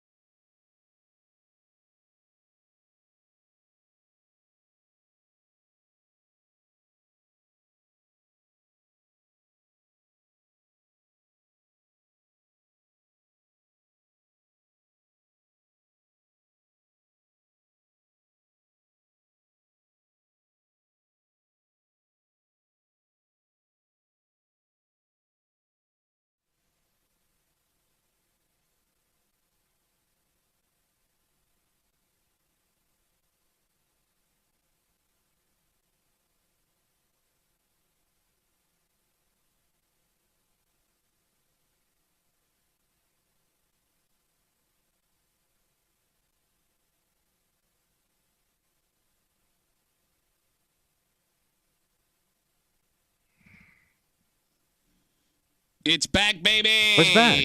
Something that McDonald's took away 4 years ago. Oh. But Kimmy's right on this take. It's not something you think about when it comes to McDonald's. And there are so many other places that are known for these. Oh. You're hanging out in the break room, Rochester's Classic Rock, 96.5, WCMF. Back in 2020, McDonald's scrapped their line of bagel breakfast sandwiches. Oh. You remember those, right? Kinda. So you had the bagel, steak, onion, egg, and cheese. You had the bagel, bacon, egg, and cheese. And you had the bagel, egg, and cheese. Bagel, egg, and cheese. So for 4 years, we've been without them. We've been bagelless at you McDonald's. got it. From McDonald's, yes. And in that time, fans of this breakfast sandwich were so upset that they started petitions Really? and multiple Facebook fan pages that got into the tens of thousands of people. Okay. Yeah, because everybody does, except I guess McDonald's has a bagel on their menu. Bagel, egg, and cheese. Yeah. Yeah. All of that worked, and McDonald's announced the bagel breakfast sandwich is back. It's back, Yeah. baby. Or it's coming back at some The point. McBagel. That would be a better name for it. Yeah, actually, unless it was McBagel taken is in it. already. Kimmy, you saw this and you did not understand. I didn't get that. I guess I'm surprised that people missed the bagel option so much at McDonald's, because that's not something I think about when I think about breakfast at McDonald's, because I think that there are so many places that do the bagel sandwich better if you're looking for specifically a bagel breakfast sandwich. But if you like a traditional bagel, Yeah. maybe you would want to go to those places. But I'm guessing McDonald's doesn't do a traditional bagel. No, it's a straight up bagel. No, I mean like how big they are. Yeah. No, it Like is. they are? Yeah, it's Oh. a straight up bagel. I've had this. I mean, look, I like the steak, egg, and cheese one. It's a good Yeah. sandwich. Don't get me wrong. Right? But I'm Are they with just plain bagel? Yeah, it's a straight up bagel. All right. Straight up bagel. I'm with you. Like, if I'm looking for a bagel sandwich, Yeah. I'm going to a like- bagel joint. thank you. I think, like, there are places in the country known for bagels, but I think we have a pretty good You're in bagel country bagel here, man. selection here. Bagel Where country. maybe I have this take because we're spoiled by our bagels. We are. I Okay. don't know. Yeah. All right, but Well, you're in the Northeast. You know Yeah. bagels. I get what you're saying. But even in the Midwest, I mean, like, are we And at Midwest bagels blow. They do. I haven't had a Midwest bagel in 15, They 20 weren't years. good, man. It was always like Wonder Bread bagel. That's what I'm saying. I'm trying to tell you. You eat that bagel, Jesus Christ. It's like the bagels you get like in a hotel. You know? Yeah, hotel bagel. Hotel bagel. That's what I'm picturing. Hotel Bagel is my favorite Ribs Arkansas song. She ain't a hotel bagel, but that hoe don't say nothing. Because you got a mouthful of hotel bagel. What I'm saying is, in the last 2 decades, technology has improved to the point where Bagel you can tech. get any food. With the big bagel tech, AI bagel. Don't wear that sweatshirt. You know what's funny? Like, there are places, restaurants that are known for certain breakfasts. Yeah. Like, when you think of McDonald's, you think of... Well, you That think of McMuffin. Yeah, number thank one. you. Right? That's And the egg hash McMuffin. brown. Yeah. You go get the egg McMuffin and the hash Right. brown, right? And, like, everything else on the menu, when you go to these places, kind of disappears Yeah. into the background, right? Like, Yeah. I want a version of an egg McMuffin. Yeah, and I bet you the majority of people listening to the show, even if you go to Wegmans, McDonald's on a regular basis, can't name 2 other items on the breakfast menu because you are zoned in. Like when you go to McDonald's for breakfast, I want Sandwich that and a coffee. Yes, exactly. Egg McMuffin and a coffee. Yeah. Like, does McDonald's still serve the eggs, flapjack, sausage, biscuit breakfast? You know what I'm talking Oh, about? that old breakfast style Yeah. thing. I don't know, because you never see it in their ads. I mean, I haven't gotten that since I was a kid. And that seems like something I would only order as a kid. And you Google have to that? eat it there. You can't eat it really in a car unless you want syrup pants. Syrup Pants is my second favorite Ribs Arkansas song. He wore syrup pants to his wedding, and now I think he's regretting marrying that Midwest bagel-eating bitch. That's how you do country. By the way, everyone listening can still buy their Ribs Arkansas band T-shirts on CMF, and you can name all the songs because there's like 1,000 of them. It seems like, McDonald's, they call them the McDonald's hotcakes. Okay, yeah, the hotcakes. Yeah. Okay, so Yeah. who is that for?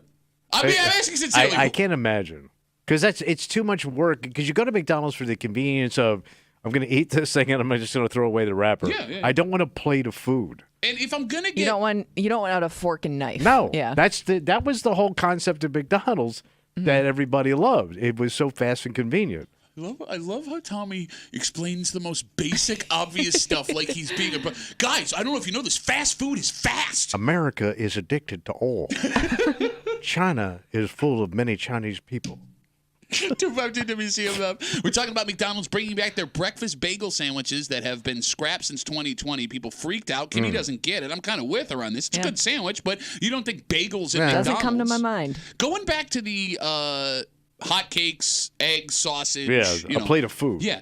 When is the last time you saw an adult eating one of those? Because if you wanted pancakes... I can't think of any time. Right? I can't think of any time. I don't think I've ever actually seen anybody eat that thing. I would eat it when I was a kid. Yeah. All right, so Like maybe that little and their kids. French toast sticks dip thing. I don't know if they But still have even those. that makes more sense because it's a hand food. Yeah. No, but you still got syrup. Yeah. You get syrup fingers. You got syrup fingers is my third favorite Ribs Arkansas song. He got them McDonald's syrup fingers all over his classic guitar.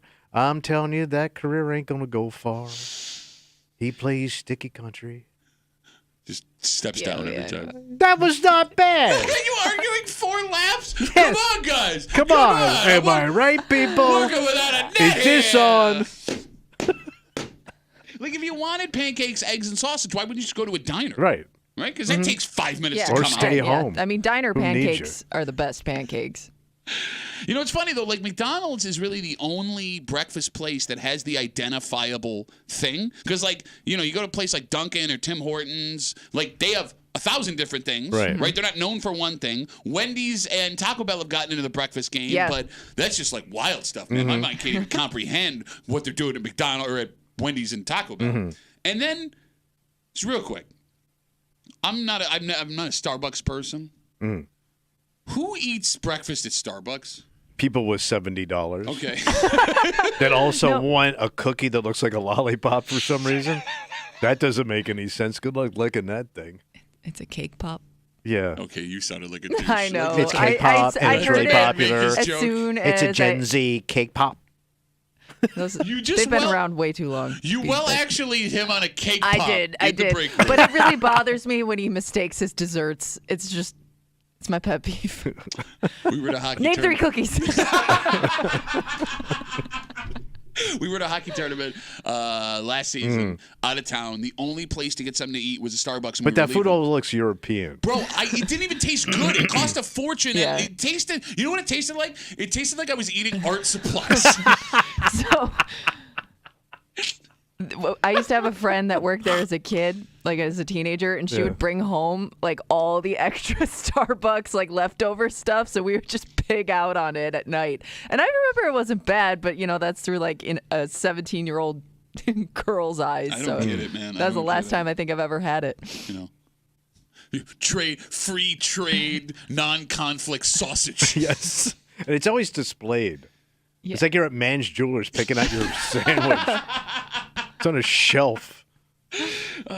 Tommy, Yeah. you have decisions you can make in life that can alter everything. Like what? Well, I mean, in this case, if you saw this and decided I can't, I'm out, you'd probably lose a bunch of money. It may be a little bit embarrassing. Yeah. And you'd probably get your balls busted if you told people what you did. But at the same time, if you saw this facial expression on this kind of professional, a man responsible for keeping you safe in some of the scariest situations, Yeah. how could you stay put? We'll get into it next to the break room on 96.5 WCMF.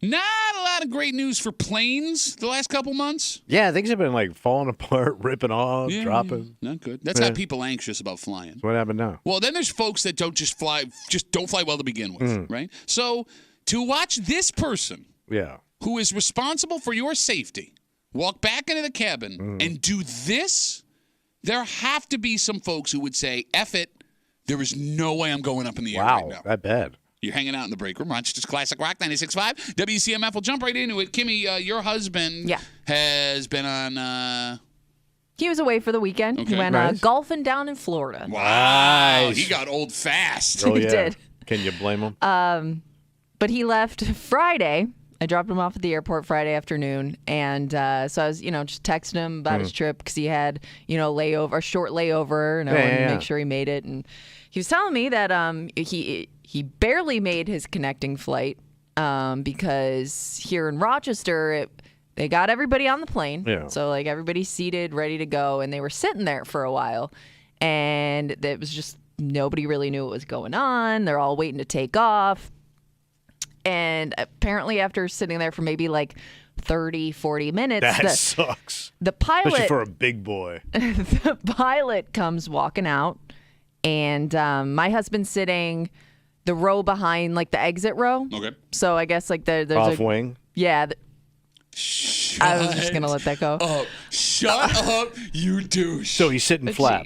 But to your point, there's a good view of the wing out like that window. Yeah, there. when he sucks his gut in.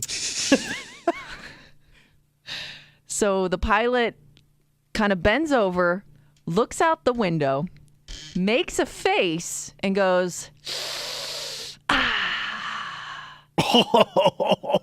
And then walks back into the what is it, the cabin? Sure. Yeah, cockpit. Cockpit, thank you. Yeah.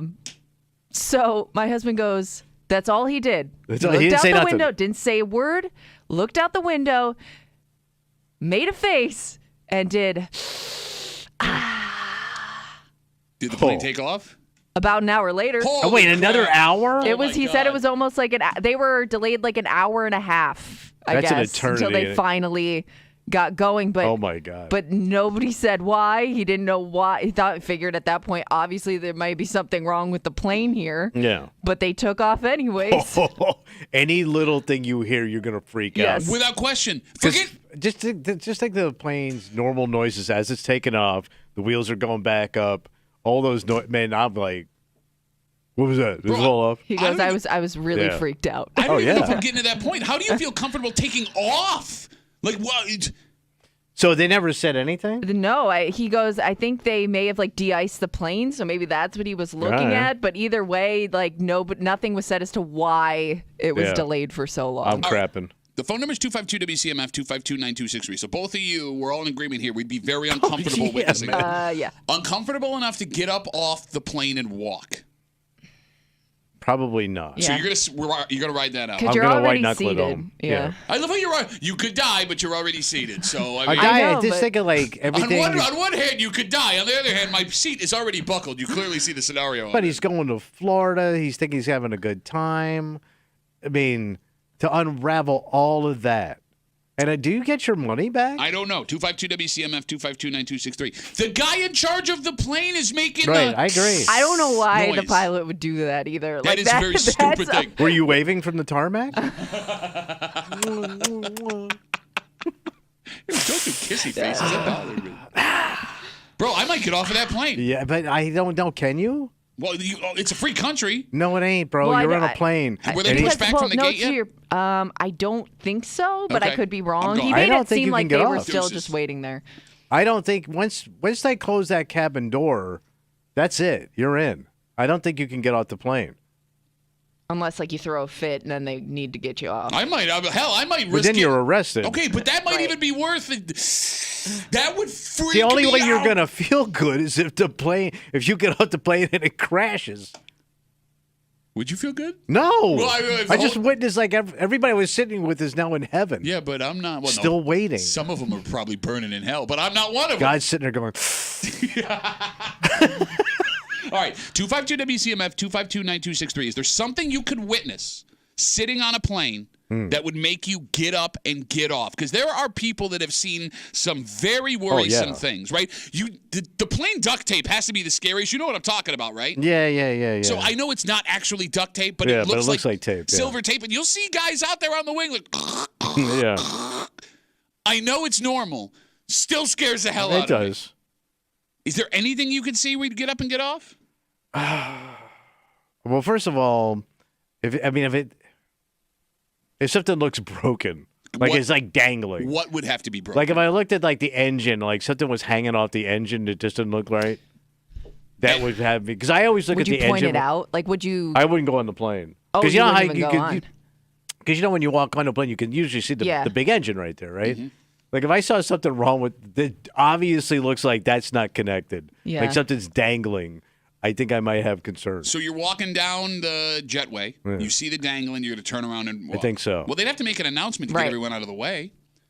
Hey, this is your captain from the flight deck. There's a little bitch who saw something hanging off an engine who wants to leave. So I need you all to move to the side so the bitch can get back into the airport because he's a bitch-ass, scared-ass, not knowing about an engine, bitch-ass little bitch. I still think you're getting on that plane. I might have to. I know you are. I know you. I'm always excited to, like, leave. You know? No, everybody around you is, too. Kimmy, is there something you could see where you're getting off that plane? I don't know, because like I want to assume, and I know I shouldn't based on every story we've talked about recently, but I want to assume that, you know, the experts, if the experts said it's okay, then we're good to go, you know? Like I don't know anything about how this plane works, and if I tell somebody and they're like, "Oh yeah, that's normal," well then who am I to question it? I don't know the difference. Okay, but it is about how you feel on that plane, right? It does. 252 WCMF. I see you guys on hold. Don't go anywhere. Like, and I can't really blame people right now the way the news cycle has been for being nervous. It's been bad. So it's been so bad. Mm-hmm. How bad is it? It is at the point where certain travel sites will now let you remove flights from your searches based on which kind of planes you refuse to fly on. Because everybody's worried about the Boeing. Is it the 737? Yeah. So if you want to 777 is still good. If you want to avoid the Boeing 737, you can just click in the, you know. I don't want to see this plane. And it'll adjust them and wipe those planes right off. Now, I don't think you see this much anymore, but we took the old show took a charter flight down to Atlantic City. Ooh. And it was an old plane. How old? How old, Tommy? It had ashtrays. Oh. Okay. So this was an old beat-up plane that looked like they had spray painted over, but this thing was beat up. When was the last time you could smoke on an airplane? Thank you. So this plane's got to be then 20-something years old, and it looked it. Because it looked like it was like an old regular commercial one that some like private charter bought to do like these gambling junkets. And I'm looking at this thing going, man, this plane's got to be 30 years old. Yeah. And I'm like freaking out that this thing is banged up. So you got off the plane? No. Okay, so there you go. But it was on my mind. And I don't mind flying until I see something wrong or beat up ass old plane.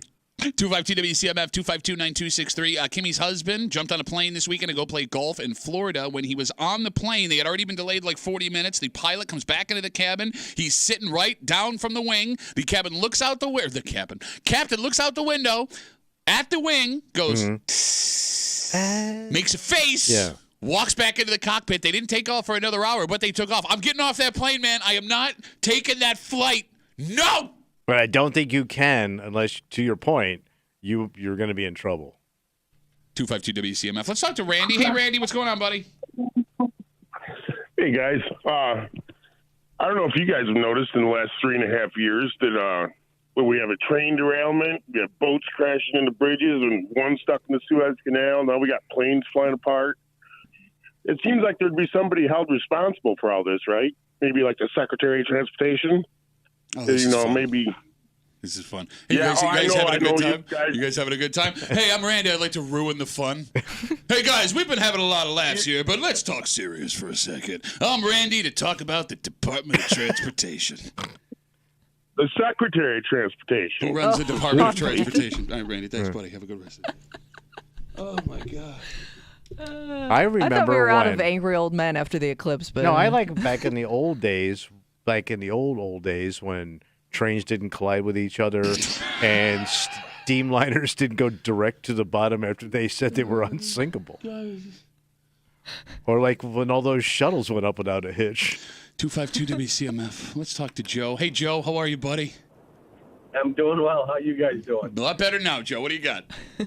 Hey, I got a question for you. Can you get off the airplane? That's what we're trying to figure out. Like, I think once they shut the door, you cannot. Okay, unless, like I said, you're freaking out. It's an or emergency. Like, yeah, or they have to get you off the plane. But you're just saying, I don't want to fly. I want to go home. I don't think they open up the door for Look, what you're saying sounds right, but in your voice, it makes it sound wrong. So I'm not entirely sure. No, they're going to zip tie your ass and throw you at the back.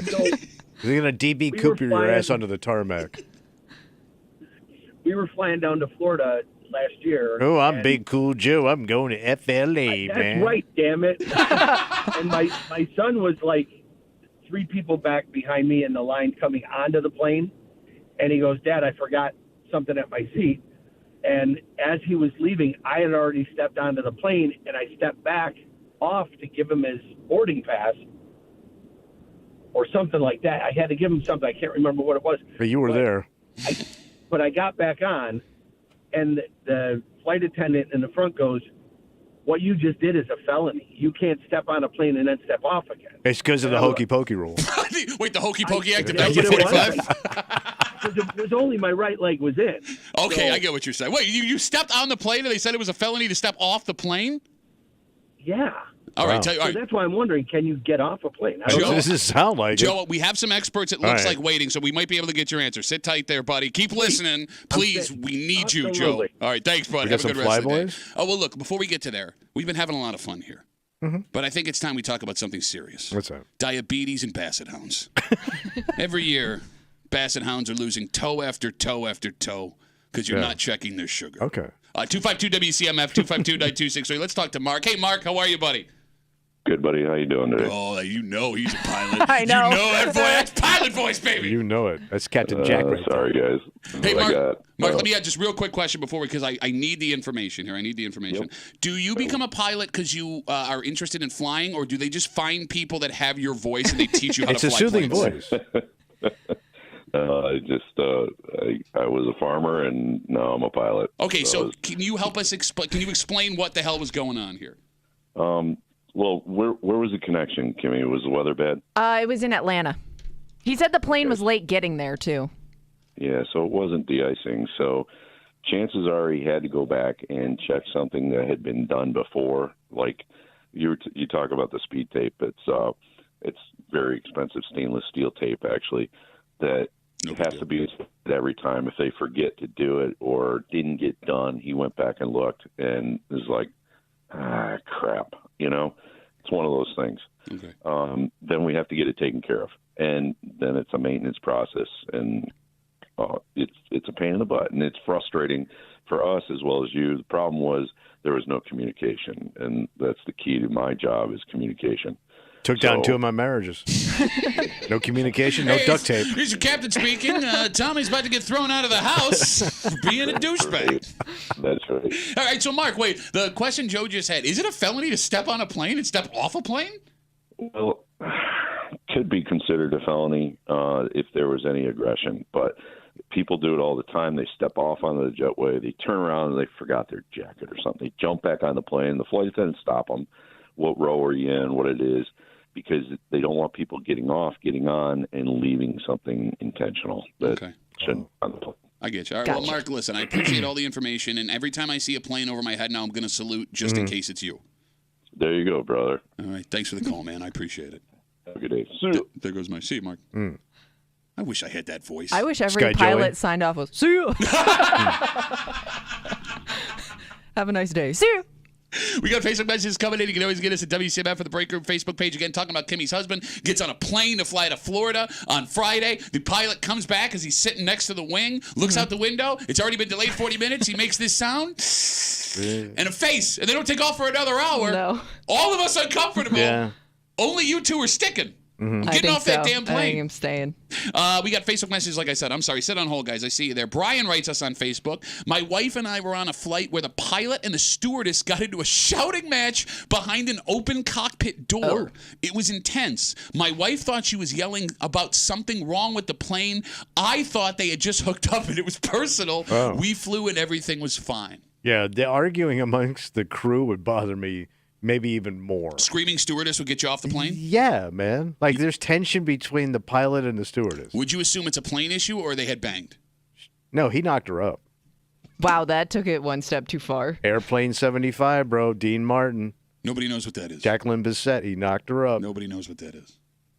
Dean Martin? He was the captain. Kimmy, have you ever heard of Airplane 75? Nope. Have you ever seen the comedy movie based on Airplane 75? Nope. Okay. 2 quality movies. I'm not arguing. You got to watch them in the right order, though, to understand the comedy. 252 WCMF 252-9263. I want to go back to the phones. Before we do, look, we've been having a lot of laughs here today. We have? We've been laughing and having a good time. But, we do have to get serious for just a second. Okay, what's going on? Every day, dozens of elderly clowns are retiring from the business. Okay.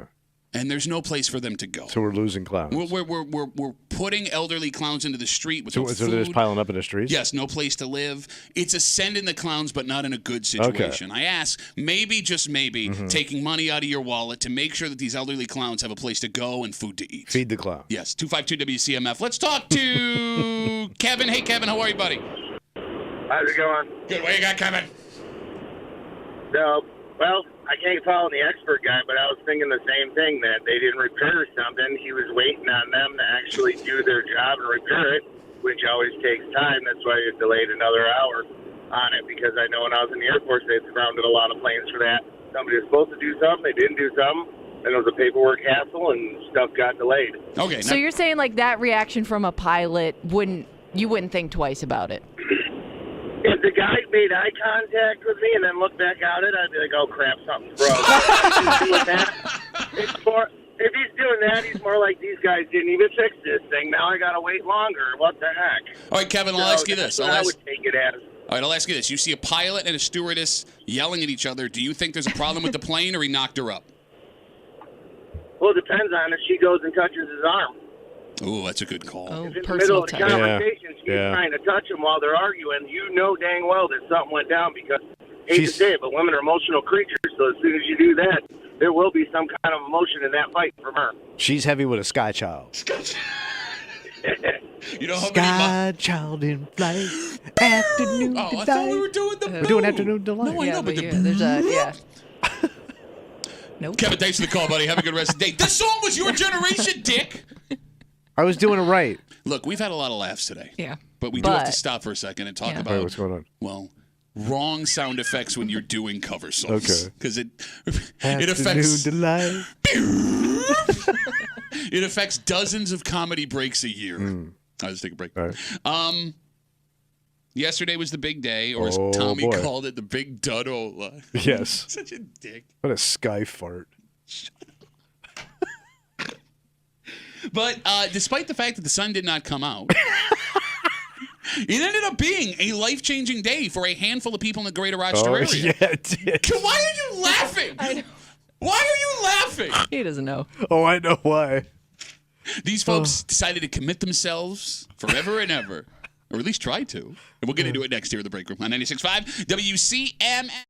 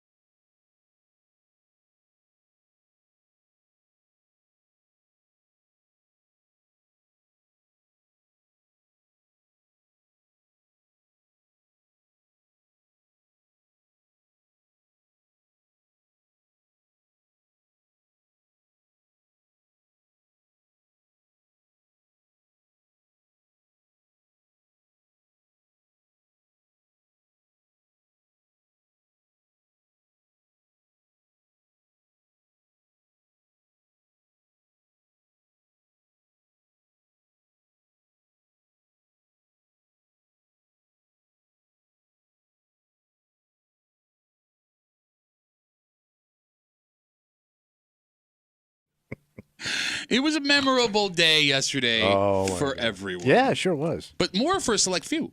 Because there are folks who took this once-in-a-lifetime opportunity to ask a very important question. Romantic? Maybe. But when you get down on one knee with something else going on in the background, it does have a chance you're going to ruin it. Oh, sure. You're hanging out in the break room, Rochester's Classic Rock 96.5, WCMF. You can visit the contest page, WCMF.com, right now. What's happening? Enter for your chance to win tickets to see the Satchvi U.S. Tour. Ooh, that's a guitar show, son. That's right. Guitar heroes Joe Satriani, Steve Vai coming to Kodak Center April 14th. 2 lucky winners will be randomly selected. Each will receive a 4-pack of tickets to the show. Tickets are on sale right now at Ticketmaster.com. Where They Whining coming up in about 25 minutes. Ooh, I'm ready. Here in the break room on CMF. Eclipse yesterday, as you called it, a, quote, dudola. Okay. A bunch of folks took the opportunity to change their lives. Yeah, make some memories. Western New York had people across Buffalo, Rochester, that area, proposing as totality was happening. There were a couple of stories in the news about it last night. Like, as the sun disappeared, these people dropped down to one knee and popped the question. Damn. Kimmy, is that romantic? I guess. I mean, it's a once-in-a-lifetime event. I would just think, like, it's such an overwhelming event to begin with that you're adding this on top of it. Now I'm not even paying attention to the eclipse anymore. Or you could run the risk of that person's paying a little too much attention to the eclipse and not enough attention to what's happening in front of them. So you're saying that doing the proposal it's during the eclipse... It's two very overwhelming things at the same time. So you're taking the moment away from your partner to be able to enjoy the eclipse. Kind of, yeah. Okay. I mean, it's memorable for sure. I mean, it does become a bigger moment in their life, though, right? I mean, being proposed to in that moment? It's a busted-ass lame move. Why? Because that engagement should be a standalone, all about her moment, not like jumping on some other bigger event and trying to pull a move. A lot of people do that, though. But it's lame. Like, you should do this as its own thing. I guess it depends on what she wants, right? Because I think that she wants all the attention on her because it's her thing. Oh, please tell a woman what a woman wants to be proposed to. Because there are some women that don't want to do it in front of anybody. Let the court know he's doing the money thing. I know he's doing the money thing. There's some people that don't want an audience at all. Like, it's kind of like not embarrassing, but they just don't want that kind of attention in that moment. They want to let their feelings, out without an audience. So if you were going thumbs up, thumbs down on Eclipse proposal, I guess I'd say thumbs up. I would think you're doing it because... you just crapped on it and then went thumbs up? You just crapped on it for 3 minutes and then you go, thumbs up, do it. All right, high five. It's going to be exciting. Okay. Your thumbs down. I think it's a lame base move that shows no forethought or imagination into this event. Stop pointing at the sky. Why are you pointing at the sky? My sky thought. No, I'll tell you who it absolutely sucks for. Everyone around the person being proposed to. And we've had to do this directly. You and I have had to do this. And how did it work out? Like a surprise proposal? So, so at the comedy club, every once in a while, if you were emceeing, they'd say, hey, we got a special thing. So before you bring up the act, you got to say, hey, and then here comes this idiot up, poorly dressed, fumbling for his ring. Poorly dressed. And then I got to bring the chick up. And it's so awkward and embarrassing. And you got to, stop everything to do it. Tipperoo, don't propose to your future wife at an $8 a ticket comedy show that Tommy Relay is emceeing. That has a two-drink minimum. All right, is there any big event, 252-WCMF, 252-9263, proposal that's a good idea? Because, if we talk about the most common, you have the holiday popping the question in front of, your family, New Year's Eve at midnight, Thanksgiving, Christmas, things like that. I mean, you have... They're kind of stealing the thunder of the holiday or the event. Okay, that's a good point. So I said the worst move I've ever heard of. And I knew it when your wife said yes to your proposal? Okay, second worst move. A guy did it at another couple's rehearsal. This is dinner. Weirdly popular, and I don't understand why. So they're at the rehearsal dinner, and then he gets up. The guy that's part of the wedding party gets up like he's going to make a speech about what's going on here and proposes to his chick. I've seen this happen at weddings. Now, the bride and the groom were in on it, so, they were a part of it all. I guess they encouraged it. But I don't know why you'd want to get engaged during somebody else's big day. Yeah, you ain't kidding. So it's a weird time. Okay. But like when it comes to the holidays and stuff like that, like if you're going to propose on Christmas in front of her entire family, Kimmy, thumbs up, thumbs down. Yo, no, I think the holidays are perfect time for romance. And no one can hear your old man you know wave. what the best part is? If you're in that family, you don't have to spend an extra day doing like a family activity for this person to propose. You know what I mean? I love it comes down to her not wanting to spend time with her family. Hey, two lousy things at once. But you know what I'm saying? Like, because if this is somebody who wants it done in front of all their family and friends, well, then you have to plan a whole another event for that, and a whole other secret you have to keep. And if it's just kind of being done all at once when everybody's already together, like, is that the worst way to do it? I hear what you're saying. 252 WCMF. We're talking about the folks that proposed during the eclipse yesterday, like in the moment of totality.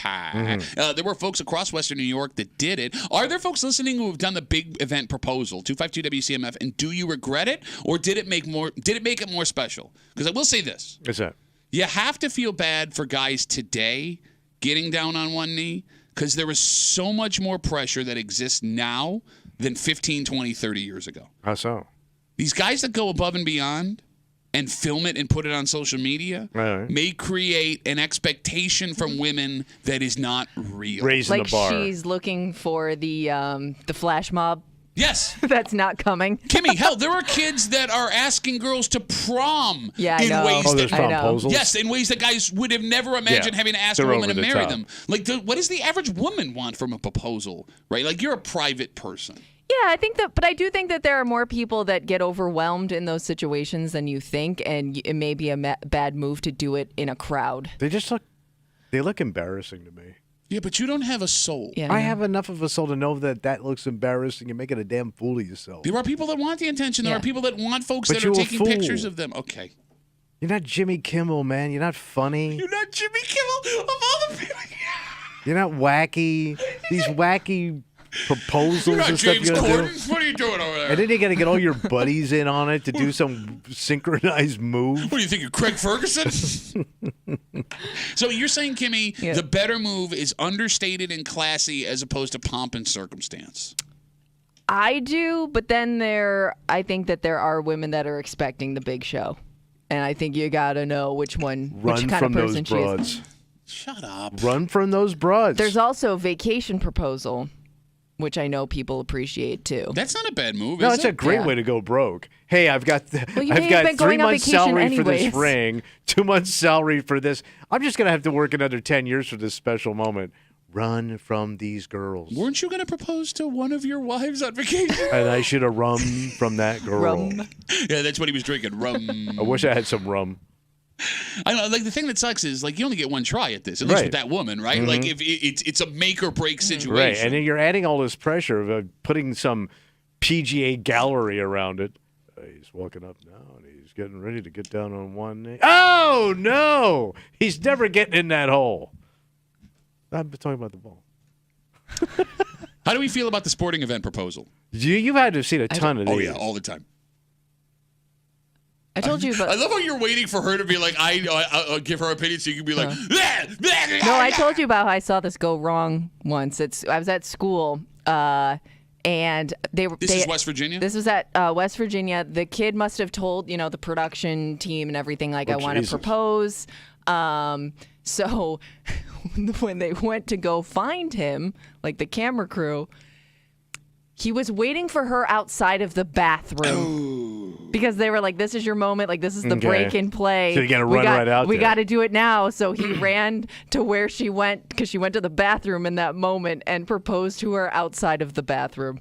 I mean, actually, she just took a squirt, too, man. She's got to get out there in squirt panties in front of the whole West Virginia crowd. What the hell is wrong with you, man? You just took a squirt, man. I don't think she's feeling all romantic. But out there in squirt panties is my favorite Ribs Arkansas song. She got hitched in West Virginia in them squirt panties, and she ain't too skinny. She lost weight in all the wrong places. Her big ass still needs wide spaces.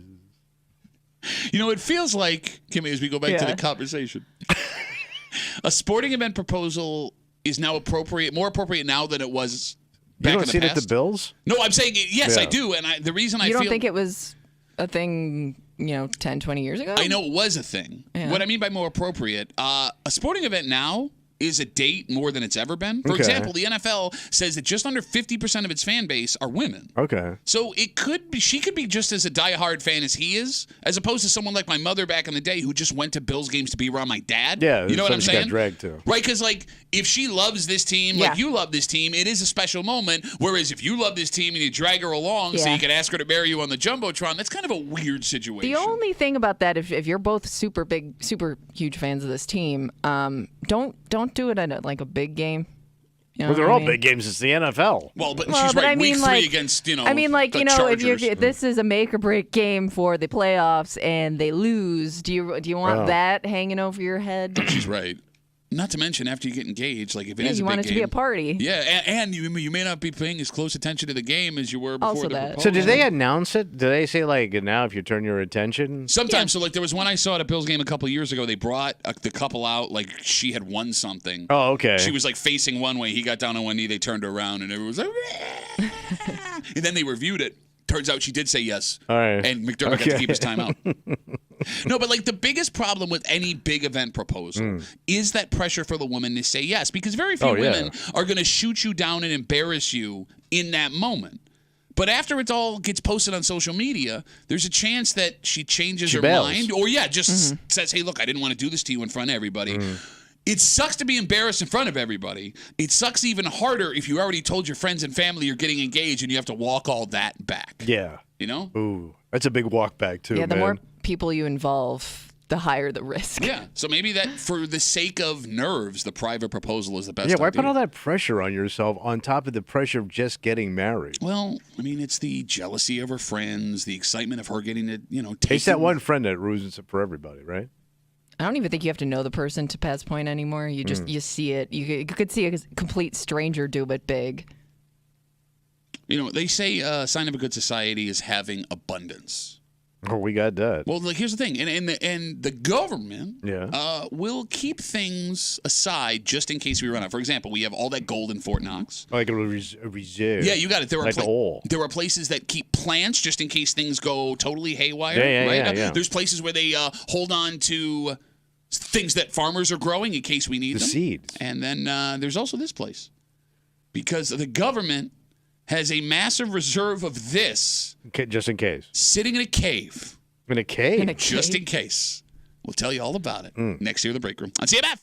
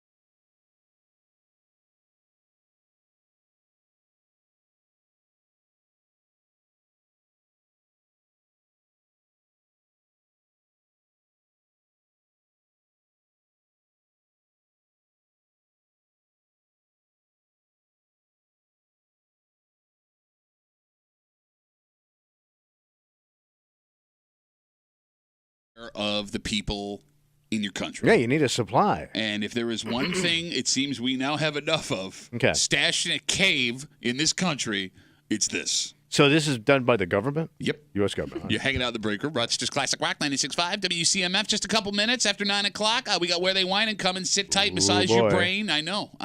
I'm pumped. Shut up. I'm feeling it today, man. I'm on a roll. You know I'm on a roll. You know what? This is a roll to you? Oh, it's a roll, you baby. have like 1 star in 2 months. This is a break room roll. We'll get to Where They Whine just after 9 o'clock here in the break room on CMF. So the United States government keeps their gold reserve at Fort Knox, right?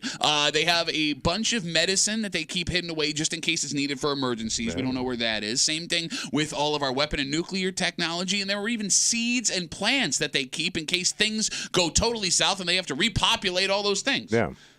But today, you're about to learn the United States Department of Agriculture has 1.5 billion pounds of cheese stashed in caves in Missouri.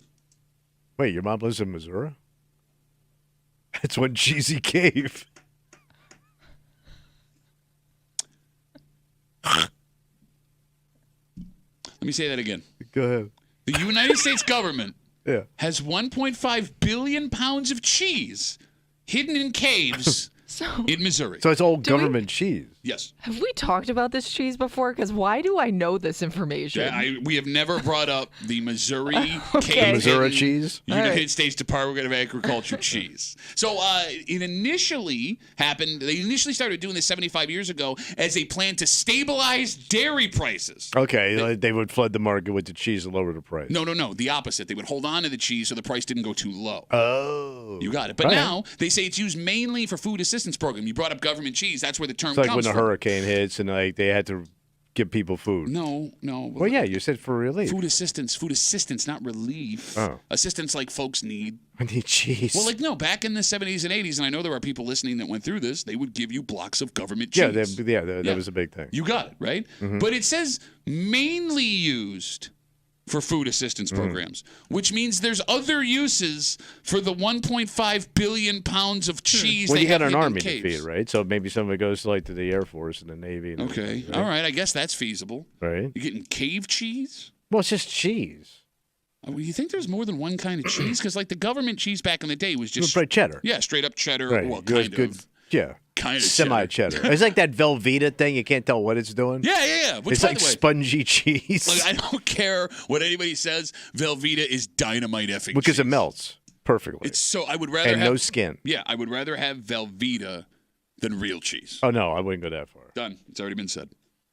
All right. Kimmy, can you Google what other uses the government cheese in the Missouri caves have? But it's held in reserving for an emergency for the most part. No, it says again. I'll read you what it says. It has the USDA has 1.5 billion pounds of cheese stashed in caves in Missouri, used mostly for food assistance programs. Again, you keep making up things and stories.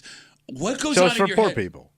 Mainly. Well, yeah, because it's for assistance. Yes. So it's mostly poor folks. But it says mainly. What other use outside of government use could this cheese be used for? Yeah, then what else would you do? That's what I'm saying. And why do you need 1.5 billion pounds? And you got to move it out pretty quick, right? You can't hold cheese for 10 years. I don't know. Unless cheese, you can age cheese. To a point, but wouldn't it get nasty? Well, it depends on what kind of cheese you're using. Is it like nasty-ass cave cheese. Wait, your mom was there? I already did those, Jeff. No, because your mom's cave has a ton of cheese. By the way, do we know what type of cheese? No, that's what I also want to know. Cheddar. Oh, okay. No, because it would have to be a standard cheese that everybody likes. Not unless you're using it for other stuff. Like, what if it's part of the White House cheese, high end, you got the premiere of Japan coming, and you need some Gouda. Bro, you do not give Asian people cheese. Why? Because they don't like it. What do you? Of course, shut up. You can't get a patty melt in Tokyo. Shut up. You can't. That sounds like the name of a Clash album. You can't get a patty melt in Tokyo. We have our answer. All right, what do we got? Hundreds of feet below the ground in Missouri, there are hundreds of thousands of pounds of American cheese. It's all American. So American is basically... But this says 1.5 billion pounds of cheese, and you says there's 100,000 of pounds of American, which leads us to believe there's different kinds of cheese. Oh, it's saying, it's two sources here say American cheese. It's just American cheese. Which isn't that cheddar-ish? It's like that yellow No, cheese. cheddar's like, got a little bite to it. So it's American cheese. American cheese is American cheese. Is that like these American individual cheese slices? is a combo of multiple cheeses, I think. Much like our let's see. country we live in. I just want to say one thing. Yes. God bless America. It's produced And our cheese. It's produced from a variety of cheese: cheddar cheese, Colby cheese, cheese curd, or granular cheese. How did I just learn that today? I don't know. Did you I know always that? said it was cheddar. Like when you see like No, those 'cause like why would they Kraft sell cheese. cheddar next to American? Well, like you know when you get like those Kraft individual wrap things. Yeah. It kind of looks like cheddar. It's yellow. That's not cheese. It's a cheese product. Oh. Kraft individually wrapped. That ain't a cheese. No, it has to say legally because it doesn't have it's got oil or something in it. Oh. That it's a cheese product, not cheese. Much like Pringles are a potato product, not chips. Right. Yeah, they got in trouble for that. Yeah, that's what I'm saying. See, where would you be without me? All this cheese and Pringles information. I want to go walk around these caves in Missouri. For sure. But although it's kind of a tease, though, because you can't eat the cheese. You got just 1.5 look at- billion pounds. You could sample it. Can you? I think they could make money. But it's only one kind of cheese. Well, no. Again, there's got to be more than Unless American. it's like I don't know. It's not. It's the government. You know, they kind of just bland ass cheese. It's the government. We got Randy calling back in.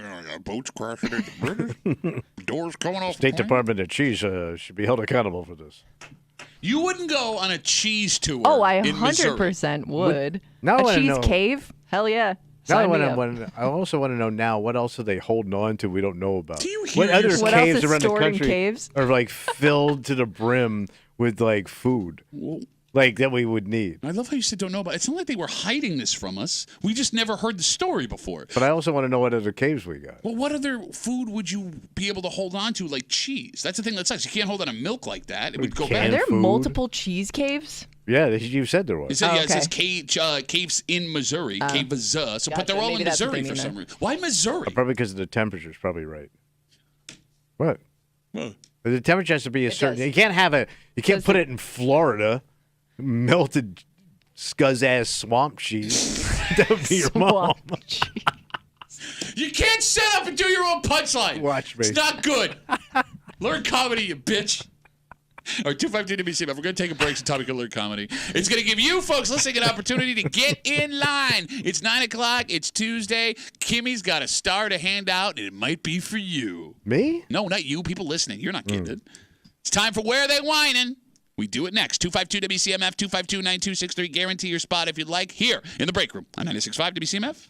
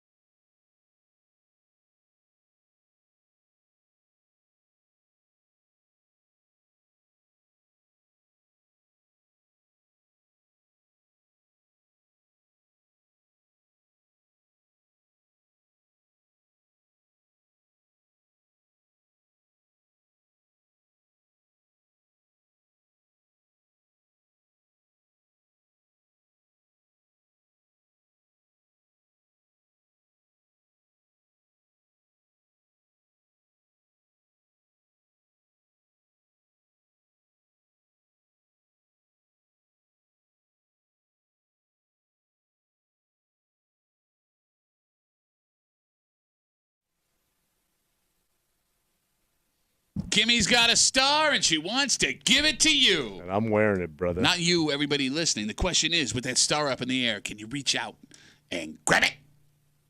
It's Tuesday. It's 9 o'clock. You're hanging out in the break room. Rochester's Classic Rock, 96.5. WCMF. It is time for Where They Whine It. If you want to guarantee you're in, 252-WCMF, 252-9263. We got 2 phone lines open right now. While you guys are calling, before we get to the post, keep in mind here, you should listen to Dan Hardy.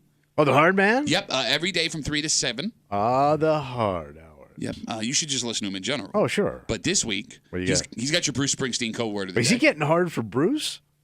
I am. You get that code word from Dan from 3 to 7 weekdays. Yeah. Go to WCMF.com. Your last chance to win a pair of tickets to see Bruce Springsteen and the E Street Band at the JMA Wireless Dome in Syracuse, April 18th, courtesy of Live Nation. Tickets are on sale right now at livenation.com. All right, we have 2 stars on the board, or we have 3 stars? We have 3. 3 stars. Tommy's got 1, still in dispute. Getting ready to call me Dos Staros. Tommy, Pete, and Steve.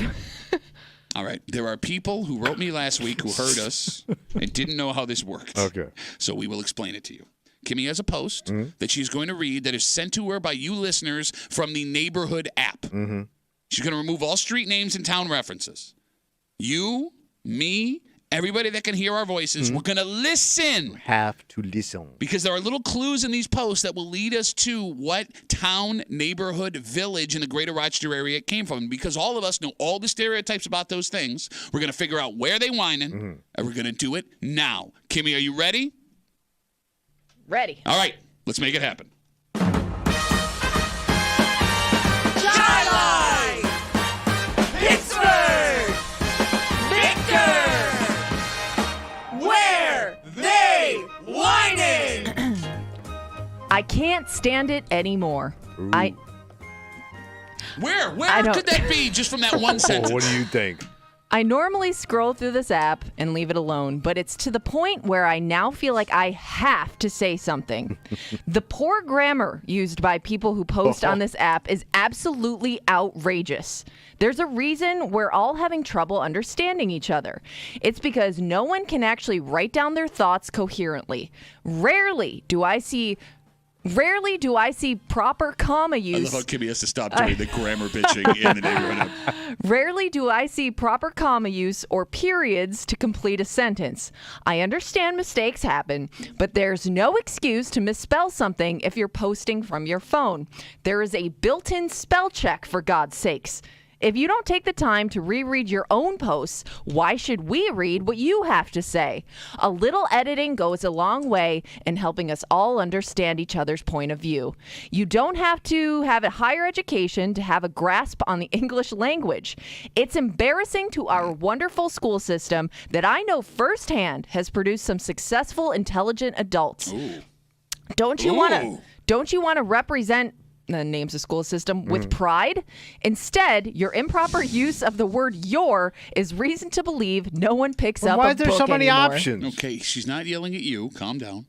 The phone number is 252-WCMF, 252-9263. They bring up how good the school system in their town is, and they say they know from personal experience. Tommy? Yeah. What are you hearing here? Well, where do the grammar police live? Where do the smug-ass word people reside? Oh, I don't know. Because you're one of these people. I'm not one of these You people. are constantly correcting people's grammar. If somebody says a word wrong, you point it out. Okay.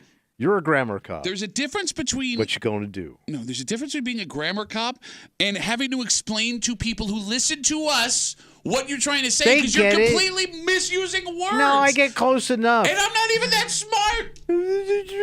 That's what I love with grammar people. I'm not even that smart, but I'm going to point out what you're saying is That's wrong. how dumb you are. I'm just Dumb hoping. man knows Yeah. more than I dumber want to man. correct you so you don't embarrass yourself for the other people on the radio because I'm so smug. This could be your house. Okay, so well then that's an easy Yeah, pick you know, for you. I'm Then it's an going easy to pick. call it. Yeah, this is coming from smug ass think they smart, but they ain't. Henry effing Etta. Wow. Wow. This is jerking on the Jeff. You were word jerking on the Jeff. Word Henrietta. jerking. Yeah. Word jerking. Okay, I love how you got so worked up and mad. You didn't even think this through. Oh, I thought it through. It's your house. Why is it? I didn't write he's, this. And you're right by the college because y'all think you're smart because you live near a college. That's what I love too. Like, well, you know, I live right next to RIT, but it don't make you smart. Nobody has ever said that. Oh, they say it all the time. Who?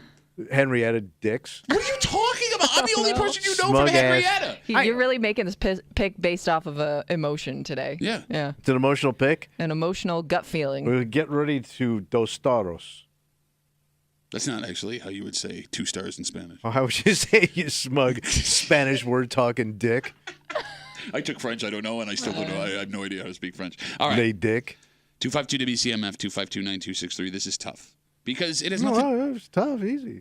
You said my pick was wrong. Yeah, just because you did it based on, you don't play on emotion. You play with your mind, man. When the game gets emotional, that's when you lose and you're out. Oh, let me get it today, out. man. You ain't getting nothing, Stick you that bitch star. ass bitch. Ninja star your ass. They don't bring up the college. They bring up the high school, the school Mm-hmm. district. And there are a handful of school districts in the greater Rochester area that are ranked higher than others. Well, there's only 2. The problem with that, there's more than 2 school districts. No, that are ranked. No, you idiot. The problem with this is every person either thinks their kid's school district is the best or the worst. Yeah.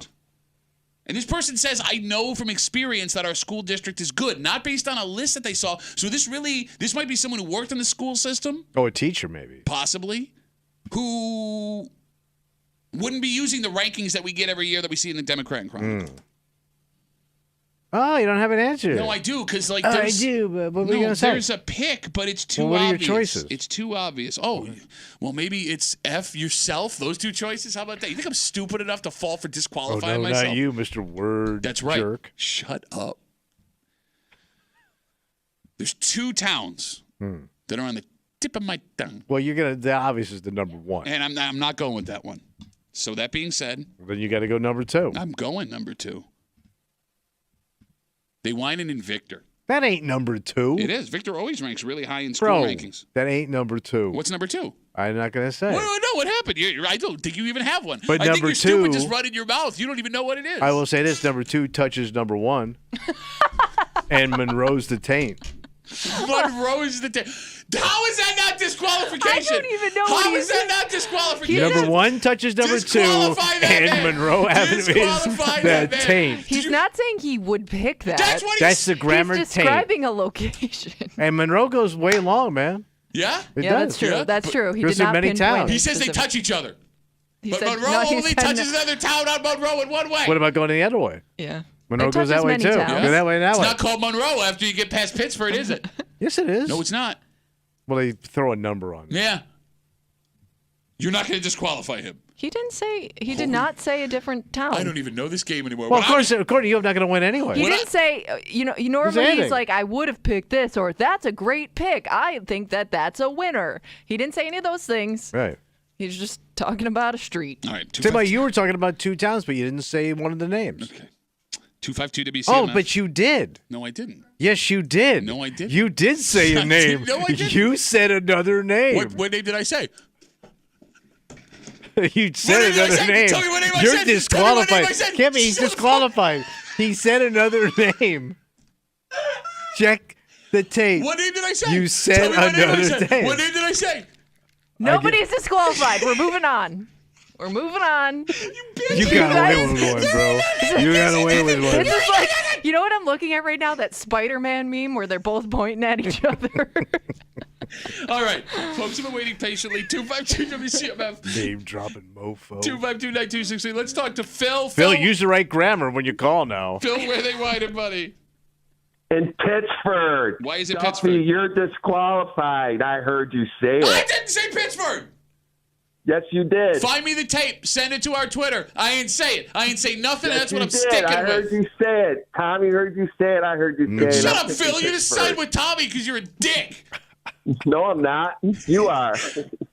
Oh, Take Phil, that. Phil, why would you say that? That was You mean. are. That was a mean thing. Phil, why is it Pittsburgh? Because they said their high school is highly regarded. So Yeah, but there's like 5 schools in the greater Rochester area that make well, that you top. got to pick one, don't you, Duff? I don't know why you're getting You gotta aggressive pick with me, one. Phil. I don't know why you're getting mad at Can't me. argue with that. I picked up the phone for you, buddy. Jeez. Phil, we got you for Pittsburgh. Thanks for the call, man. I really appreciate All it. right, thanks. Bye. 252 WCMF. Let's talk to James. James, where are they whining, bud? Brighton. Why Brighton? I know school teachers there, ex-school teachers, the old ones, and they complain about this all the time. Grammar. I would assume any school teacher or ex-school teacher complains about grammar. Yeah, no but the matter grammar is like worser than it's ever been. I know. That's true, but Brighton is a wonderful school district, and they really pride themselves a lot on that. All right. Tommy, do you like Brighton? Is that a good call? Well, you get quiet all of a sudden. What happened? I'm not getting sucked into your little game, bro. What are you talking about, man? Well, because you were talking about taints and Monroe, the taint of Monroe. Isn't that your mom? Shut up. It doesn't make sense. No. James, thanks for the call. Taint hair, get your Monroe taint hair. Shut up. Fresh taint. Can't enjoy Monroe Avenue as a fresh taint. What are you doing? I'm just promoting fresh taint. He's latched onto that word now. That's going to be the theme of the break. He really is a toddler. The guy's a toddler. 252-WCMF, 252-9263. Let's talk to Rammer. Rammer, where are they whining, buddy? Good morning. I'm going with Webster. This is a Webster Karen all day long. Why Webster? Because they think they have great schools, but they're actually just okay. What is that? Well, think about it, bro. We know some Webster products. You lived in Webster. Yeah, but I didn't put no kid through it. That's my point exactly. We know some dumbass Webster people, bro. Okay. Don't be pulling away from the mic all of a sudden, big mouth. We know dumbasses that have graduated from every single school but we district. know some major dumbass Webster kid. Really? Yeah. Who? I can't say. I'm making a point. I'm going to stick my finger up in the air and do sky thoughts, but when I got to name a name, I'm too scared because I'm not gonna scared. hurt dumbass people. Oh, wait. Hurt. You don't want to drop a gender in there or no? No. Okay, good. No. Rammer, we got you for Webster, buddy. Dumb Thanks knows no gender. Dumb knows no gender. Shut up. Go home, please. Please go home. 252-WCMF, 252-9263. I want to talk about that for a second. Right? You brought up this whole idea that we know people who are dumb that graduated from Webster. Yeah. Name me a town that doesn't graduate dumbasses. Oh, they Every do. single school. Bro, you want to talk about the #1 ranked school district every year? We know multiple dumbasses. Yes, they are. Wait. And if you went to school and you can't think of a dumbass, it's you. She might be right. You that dumbass. 252-WCMF, 252-9263. Kimmy, can we get a reread on the post? Because a lot of things happen. Yeah. There's a lot of yelling, a lot of screaming, threats of disqualification. For the folks just joining us, could you read the post one more time? Yes. I can't stand it anymore. I normally scroll through this app and leave it alone, but it's to the point where I now feel like I have to say something. The poor grammar used by people who post on this app is absolutely outrageous. There's a reason we're all having trouble understanding each other. It's because no one can actually write down their thoughts coherently. Rarely do I see proper comma use or periods to complete a sentence. I understand mistakes happen, but there's no excuse to misspell something if you're posting from your phone. There's a built-in spell check, for God's sakes. If you don't take the time to reread your own posts, why should we read what you have to say? A little editing goes a long way in helping us all understand each other's point of view. You don't have to have a higher education to have a grasp on the English language. Shut up! This is not even close to me. Oh my God. It's embarrassing to our wonderful school system that I know firsthand has produced some successful, intelligent adults. Don't you want to represent names the school system with pride?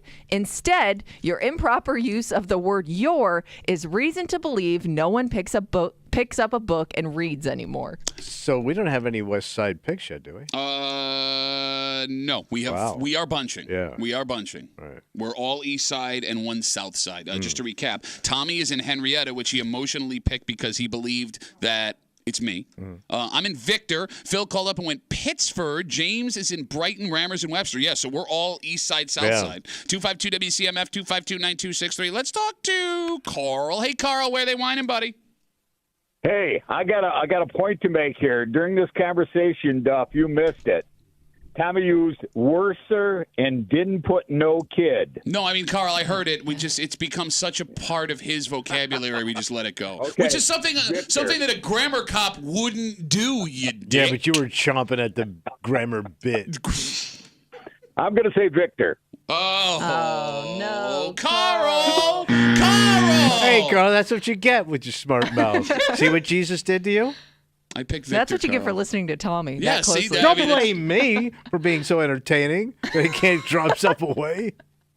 Carl, you've been disqualified. As much as I Carl, like you what as a a human being. douche. Comes in all hot. Tommy said, Worser. Don't let him talk to you like that, Carl. Don't let him talk to you like that. You're better out. Carl hung up. Look what you did. You hurt Carl's feelings. Hey, go back to Webster, Carl. All right. There for is your class reunion. There is one rule and one rule only. What's that? And this might be my fault because I didn't no, identify the rule. you No, did. I didn't. I explained the break, Oh, but I didn't you do the didn't rule. Yeah. One rule and one rule only. How's it work? You pick. We got one town to pick, right? Everyone picks one. If you hear your town while you're on hold, you got two options. You can hang up the phone, try again next week, no one's going to be mad, or pick a different town. If we pick up the phone and you go, I was good as you've been disqualified. If you hear the towns before you, say one of those, you're disqualified also. And I'm sorry, Carl, because I really like Carl was nice. No, he wasn't. Carl was great. Can we call Carl back and have him on the show for a little while instead of some guy screaming and yelling and making emotional town picks? Oh, where are you going? Oh, my goodness. Watch out, guys. 252 WCMF. I hate you so much. Let's talk to Rich. Oh, hold on. Sorry. Rich, where they whining, buddy? I'm going west side. I'm going to Spencerport. Spencerport. Why Spencerport? Sounds like Spencerport. Well, you're breaking up. I'm sorry, Rich. It sounds like what? Spencerport douchery to me. Ooh, douchery. Wait, do you live near Spencerport? Yeah, kind of. All right, what you think everybody that lives in Spencerport is a douche? Well, if you compete against them in high school sports. Okay, I mean, look, he's not wrong. They are smart. Thank you for the call. I wouldn't call him smug. Well, they think they're better than they are. Okay, like, they look down on every other West Side town. They do that. They call themselves the Pittsford of the West Side. Right. We've heard that multiple times. Look, I have said this on the air before, that every kid that went to Spencerport while there was a douchebag. So there you go. And you eventually grew up and became good people, but that's just it. People from Spencerport, they change. They realize the error of their ways, and I don't see an adult from Spencerport writing this post. All right. Is Spencerport a good school district? Are they known as a good school You district? never hear about them. Oh, well, You don't. But you only pay attention to one school district. Which you So never how went would you to know? nor sent a kid through, which is weird. I think it is. What? A number one school? No, not number one. It's a good school district. Yeah, but everybody can say that, kind of. That's what I said earlier. That's yeah, kind we of have our heat. point. And we have green light. Oh, my We're God. pretty smart. 252 WCMF, 252-9263. Let's talk to Chuck. Hey, Chucky, where they whining, buddy? I'm going with Honeyway Falls. Okay. Oh, my God. That's the dumbest pick ever. Come on, Chuck. Why? Go Why? to bed. Jack, go back to bed. Yeah, I don't Try wanna again go next back to week. bed. I'm No, trying go back get to up. bed. Try next week. Yeah, okay. Why, honey? Yeah, okay. Grab a banana, some peanut butter, go back to bed. Your Henrietta pick is no-go. No go. No boy, no buddy. You're not that guy, pal. Chuck, why Honeyway Falls? They have a lot of great graduate kids that come out of that school. It's an amazing school, and I think that somebody's going to be pissed off if they have missed grammar. Do you live in Honeyway Falls? You put kids through Honeyway Falls? Yes, I did. All right, see, you're biased. See, that's a problem. You let your personal bias, Chucky, get in the way, and you're going to lose because of that. And I'm sorry, because Chucky seems like a good guy, too. So. All right, now Chucky sucks. Chucky, I'm sorry, you suck now. I'm with Tommy. You should have some peanut butter and a banana and go back to bed. I think he's right. Yeah, I got to pick at school, right? I mean, what the heck? Chuck, thanks for the call, buddy. Have a good rest of the day. He's going to get that banana stuck on the roof. Oh, he's going to get it stuck somewhere. 252 WCMF. Let's talk to Chris. Chris, where they whining, buddy? Hilton? Why Hilton? I don't know. Just picking Hilton. Great call, Hey. Chris. Great call. Have a good Keeping rest it of the day. entertaining. All right, Kimmy, you are a Hilton alum. Would you consider Hilton a top school district in the area? It's a good school district. I think that most of the school districts in the greater Rochester area are good school districts. Well, yeah, but I mean, there's a pecking order. Well, Okay, so where does Pittsford rank? Number one. In the state. Probably number one You have on the no East Coast. idea. I bet. I'll tell you this. I bet you they're top 10 in the state. Pittsford is not number one in the state. I don't think so. I said top 10. Oh, no, you said number one. Yeah, you said number one in the East You Coast. just keep saying like number one, but we don't know what list. Eastern Seaboard number 3. And by the way, it You're never talking said about. number one in the post. It said good school district. Right, but everybody thinks their schools are That's good. what I But said! some of them suck, man. How do you know? You Like, didn't even all right, grow so we up had here. a kid. All right, so we had a kid from Webster that One kid. He stuck his. Oh, my He stuck a God. pencil in his ear by accident, and he had to go to the emergency room. That And that was- has happened at every school in No, Rochester. this was at work. Wasn't at school. That's one kid, and it's a huge school district. You went to some of the best private schools in did. America. Some of the best. And you're the dumbest person I've ever met. I think where I would have been without that sheep. I went to Aquinas. It's a good school. One of the top schools. If you met me, it was like, you'd think that was the worst school in Rochester. 252 WCMF. Let's talk to Mark. He's on CMF. Hey, Mark, what's up, buddy? Where are they whining?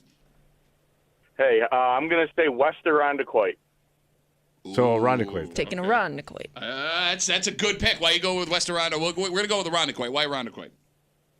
They were ranked at the top in the state back early 90s and 2000s. I think this guy maybe was a hooked on phonics kid. Okay. And you didn't have anything after the punchline, did you there, Mark? No. That's all right. It's all right. I understand, buddy. Mark, thanks for the call, buddy. Have a good rest of the day. There goes Mark. There was a hooked on phonics kid, and nobody's laughing. And you went home. Banana peanut butter time. 252 WCMF. All right, we'll take two more, and then we'll bet. All right, Steve, where they whining, Steve? Canandaigua, we have a bunch of boxer rocks out of that school.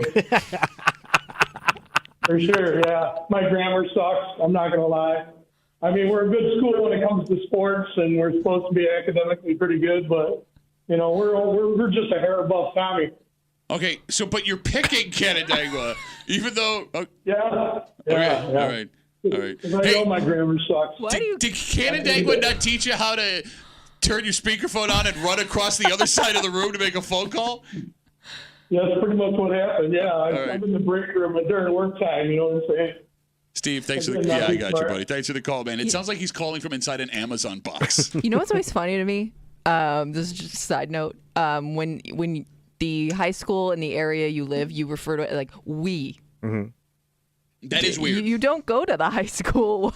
We're good in fill in the blank. But here's the thing. We have good... Well, it's town pride. It is, but that is weird. I agree with you. When I hear that, I go, Yet, I'm totally fine when somebody says we when they're talking about the Bills and the Sabres. You at least went to that high school at one point. That seems more appropriate. True. But I'm with you. It does seem weird. All right, we're going to wrap it up. Yeah, but I think somebody already stole his thunder. Yeah, I think they did. And I'm very excited to see how he audibles here. I hope he wasn't listening. Ben's got the last word on CMF. Ben, where they whining, buddy? I can tell you it's definitely not Canandaigua. Some of the dumbest people I know live in Canandaigua. But my pick... Ben, don't you live in Canandaigua? No, I moved out because I divorced my ex-wife. Right. Okay, but you did live in Canandaigua for a while. Yes. They threw him out for licking street poles. I didn't grow up there or go to their school. But anyway, so my pick, and I'm surprised it wasn't picked, is Fairport because their school, if I remember right, is pretty highly ranked amongst New York State schools. All right, we got a problem. Yeah, we sure do. Right out the gate, we have a problem. I know we're all bullshit. Right. Yeah, I'm going Fairport. Well, what's your problem? What he said in the opening. What did he say? He mentioned another town. Well, no, but it was already picked. He said it's not Canandaigua. You could say somebody's pick sucks. Yeah. No, I mean, you guys do that all the time. The problem is Ben finally made a good pick. And he did. I'm also surprised this was on the board because that would... So Ben may get a star before you, old dumbass. If Ben gets a star, I'm quitting this show. All right. Ben deserves a star after all he's been Can I propose a rule? Here? Is Tommy and Duffy have until the first caller to challenge each other's picks. And then after that, shut up. You shut up. God, he doesn't want to hear you talk anymore. Ben, great call, buddy. Have a good rest of the day. All right. You say a nice thing about a kid, he just ruins it. I know. All right. Right. Tommy is emotionally in Henrietta. I'm in Victor. Phil picked Pittsford. James is in Brighton. Rammers in Webster. Carl disqualified himself with a Victor pick, but I like Carl. Carl was a good guy. Mm-hmm. Rich is in Spencerport, the Pittsford of the West Side. Chuck is in Halls. Chucky. He's currently falling asleep with peanut butter and a banana in his mouth. Chris is in Hilton. Mark is in Irondequoit. Steve is in Canandaigua, and I quote, they produce a box of rocks out there. And Ben is in Fairport. All right. There's a star at stake, buddy. Mm-hmm. Does anyone put it on the wall? Let's do it. Kimmy, make it happen. Spencerport! Yates! Henrietta!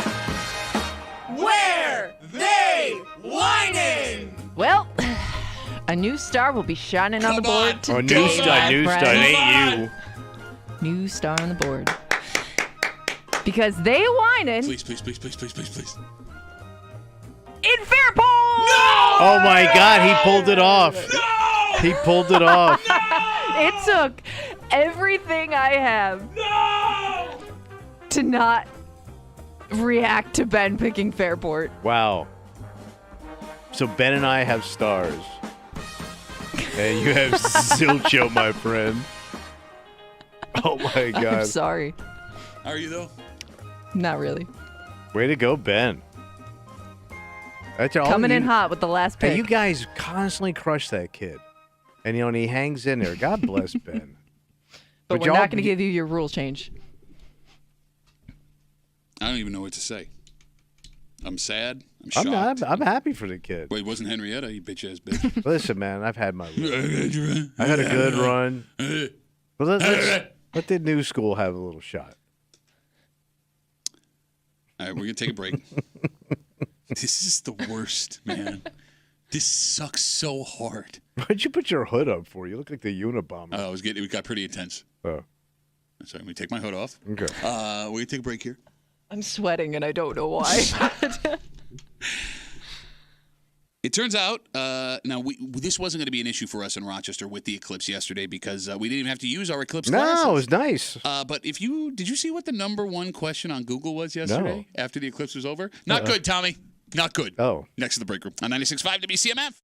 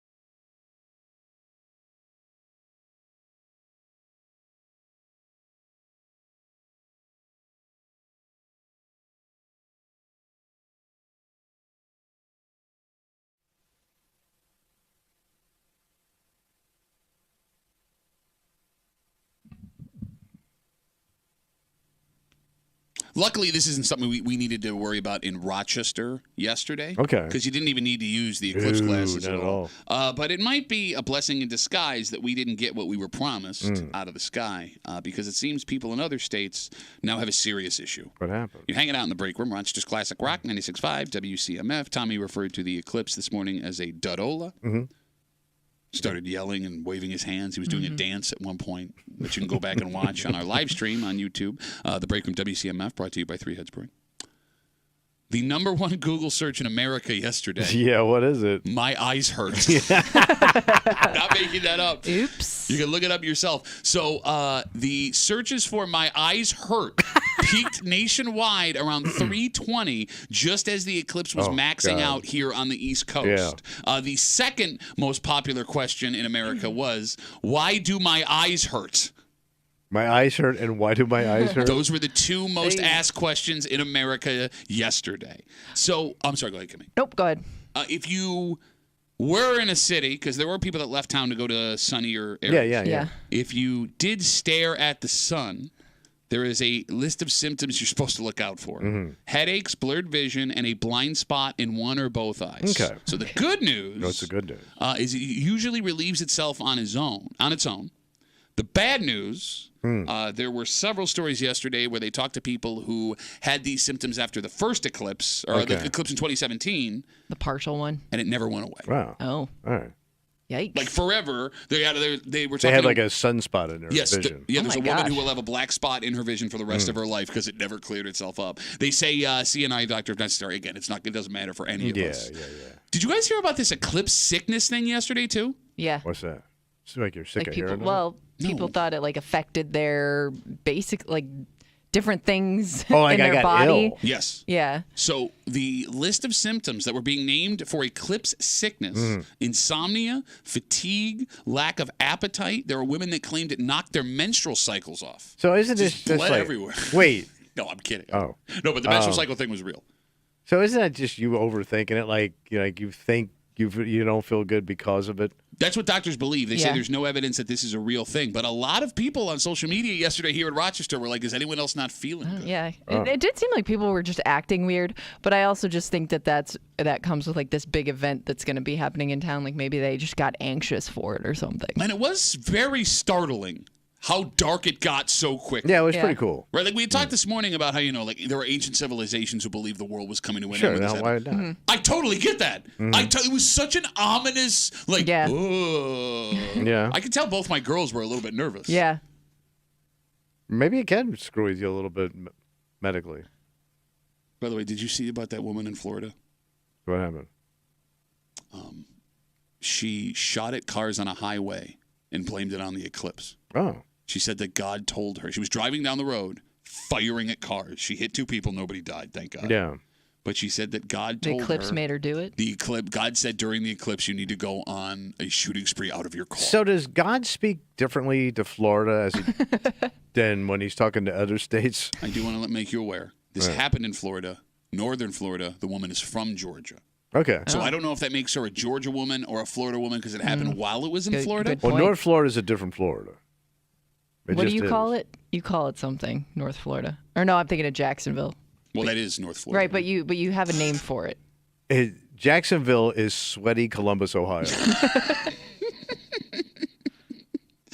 So, hopefully this eclipse, the symptoms that people were feeling, went away as soon as it was over. Did. And I think unless maybe the gravitational pull F's with you, like your cycles and stuff. Well, you know how it affects the tides? Well, we did see maybe it affects your lady tide. We did see it made... Lady tide is what you need to get those stains out after that happens. You Did do. you just do you the can hand scrub and scrub and scrub of the tide Yes, you coming did. in and out? If you're watching the live stream, I'm so doing sorry. like a tide. In the thing. Thank you. It's the We do know. In her, her pants mouth. We do know that it brought out the grumpy old men. That we experienced. Yeah. Especially late last week. Well, leading up to it though. It was like it started with grumpy old men.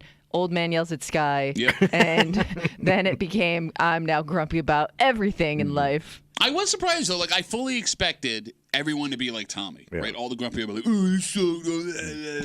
I think, but once you experienced it, I think like, the power of shoot. nature scares you. I'm talking to Kimmy. No, that's not what I'm saying. You're right. Like the darkness Kimmy that came on so quick and went away, that was cool enough where everyone was like, okay, that was worth everything. Yet there are still those dicks every once in a while who I sit across from wearing turquoise shoes. Ruin it for my wife. We come back, we wrap it up. By the way, I almost forgot. What's going on? Sorry. Well, I have to tell you about how you can win something. Well, what am I going to win? Well, we have tickets. Yeah. Right now, if you go to WCMF.com, the contest page, to see the Satchvi U.S. Tour, Joe Satriani, Steve Vai coming to the Kodak Center April 14th. 2 lucky winners, randomly selected. Each will receive a 4-pack of tickets to the show. Tickets are on sale right now at Ticketmaster.com. Now, we come back. Yeah, wrap it up. Tell you what we're doing tomorrow, next to the break room on CMF.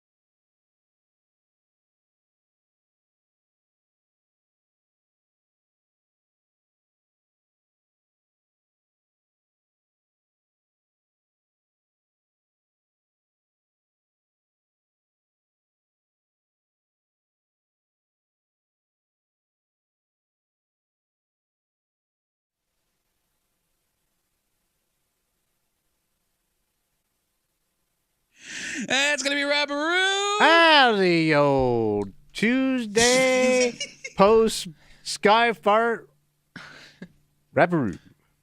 Buddy. He's been yelling so much all day, he forgot what day it is. I got there. I'm proud of you. That makes tomorrow Wednesday. You know what that means? Oh, tomorrow's hate. That's right. Not like today. Hate Mail of the Week coming at you just after 8 o'clock. I believe for the first time in break room history, Ever. don't quote me, but it feels this way, we are going to have back-to-back lady hate letters. Oh, wow. Yes. Look at the ladies stepping up. And it all has to do with a drug that we told you about 2 weeks ago. Do you remember this discussion? The chubby shot?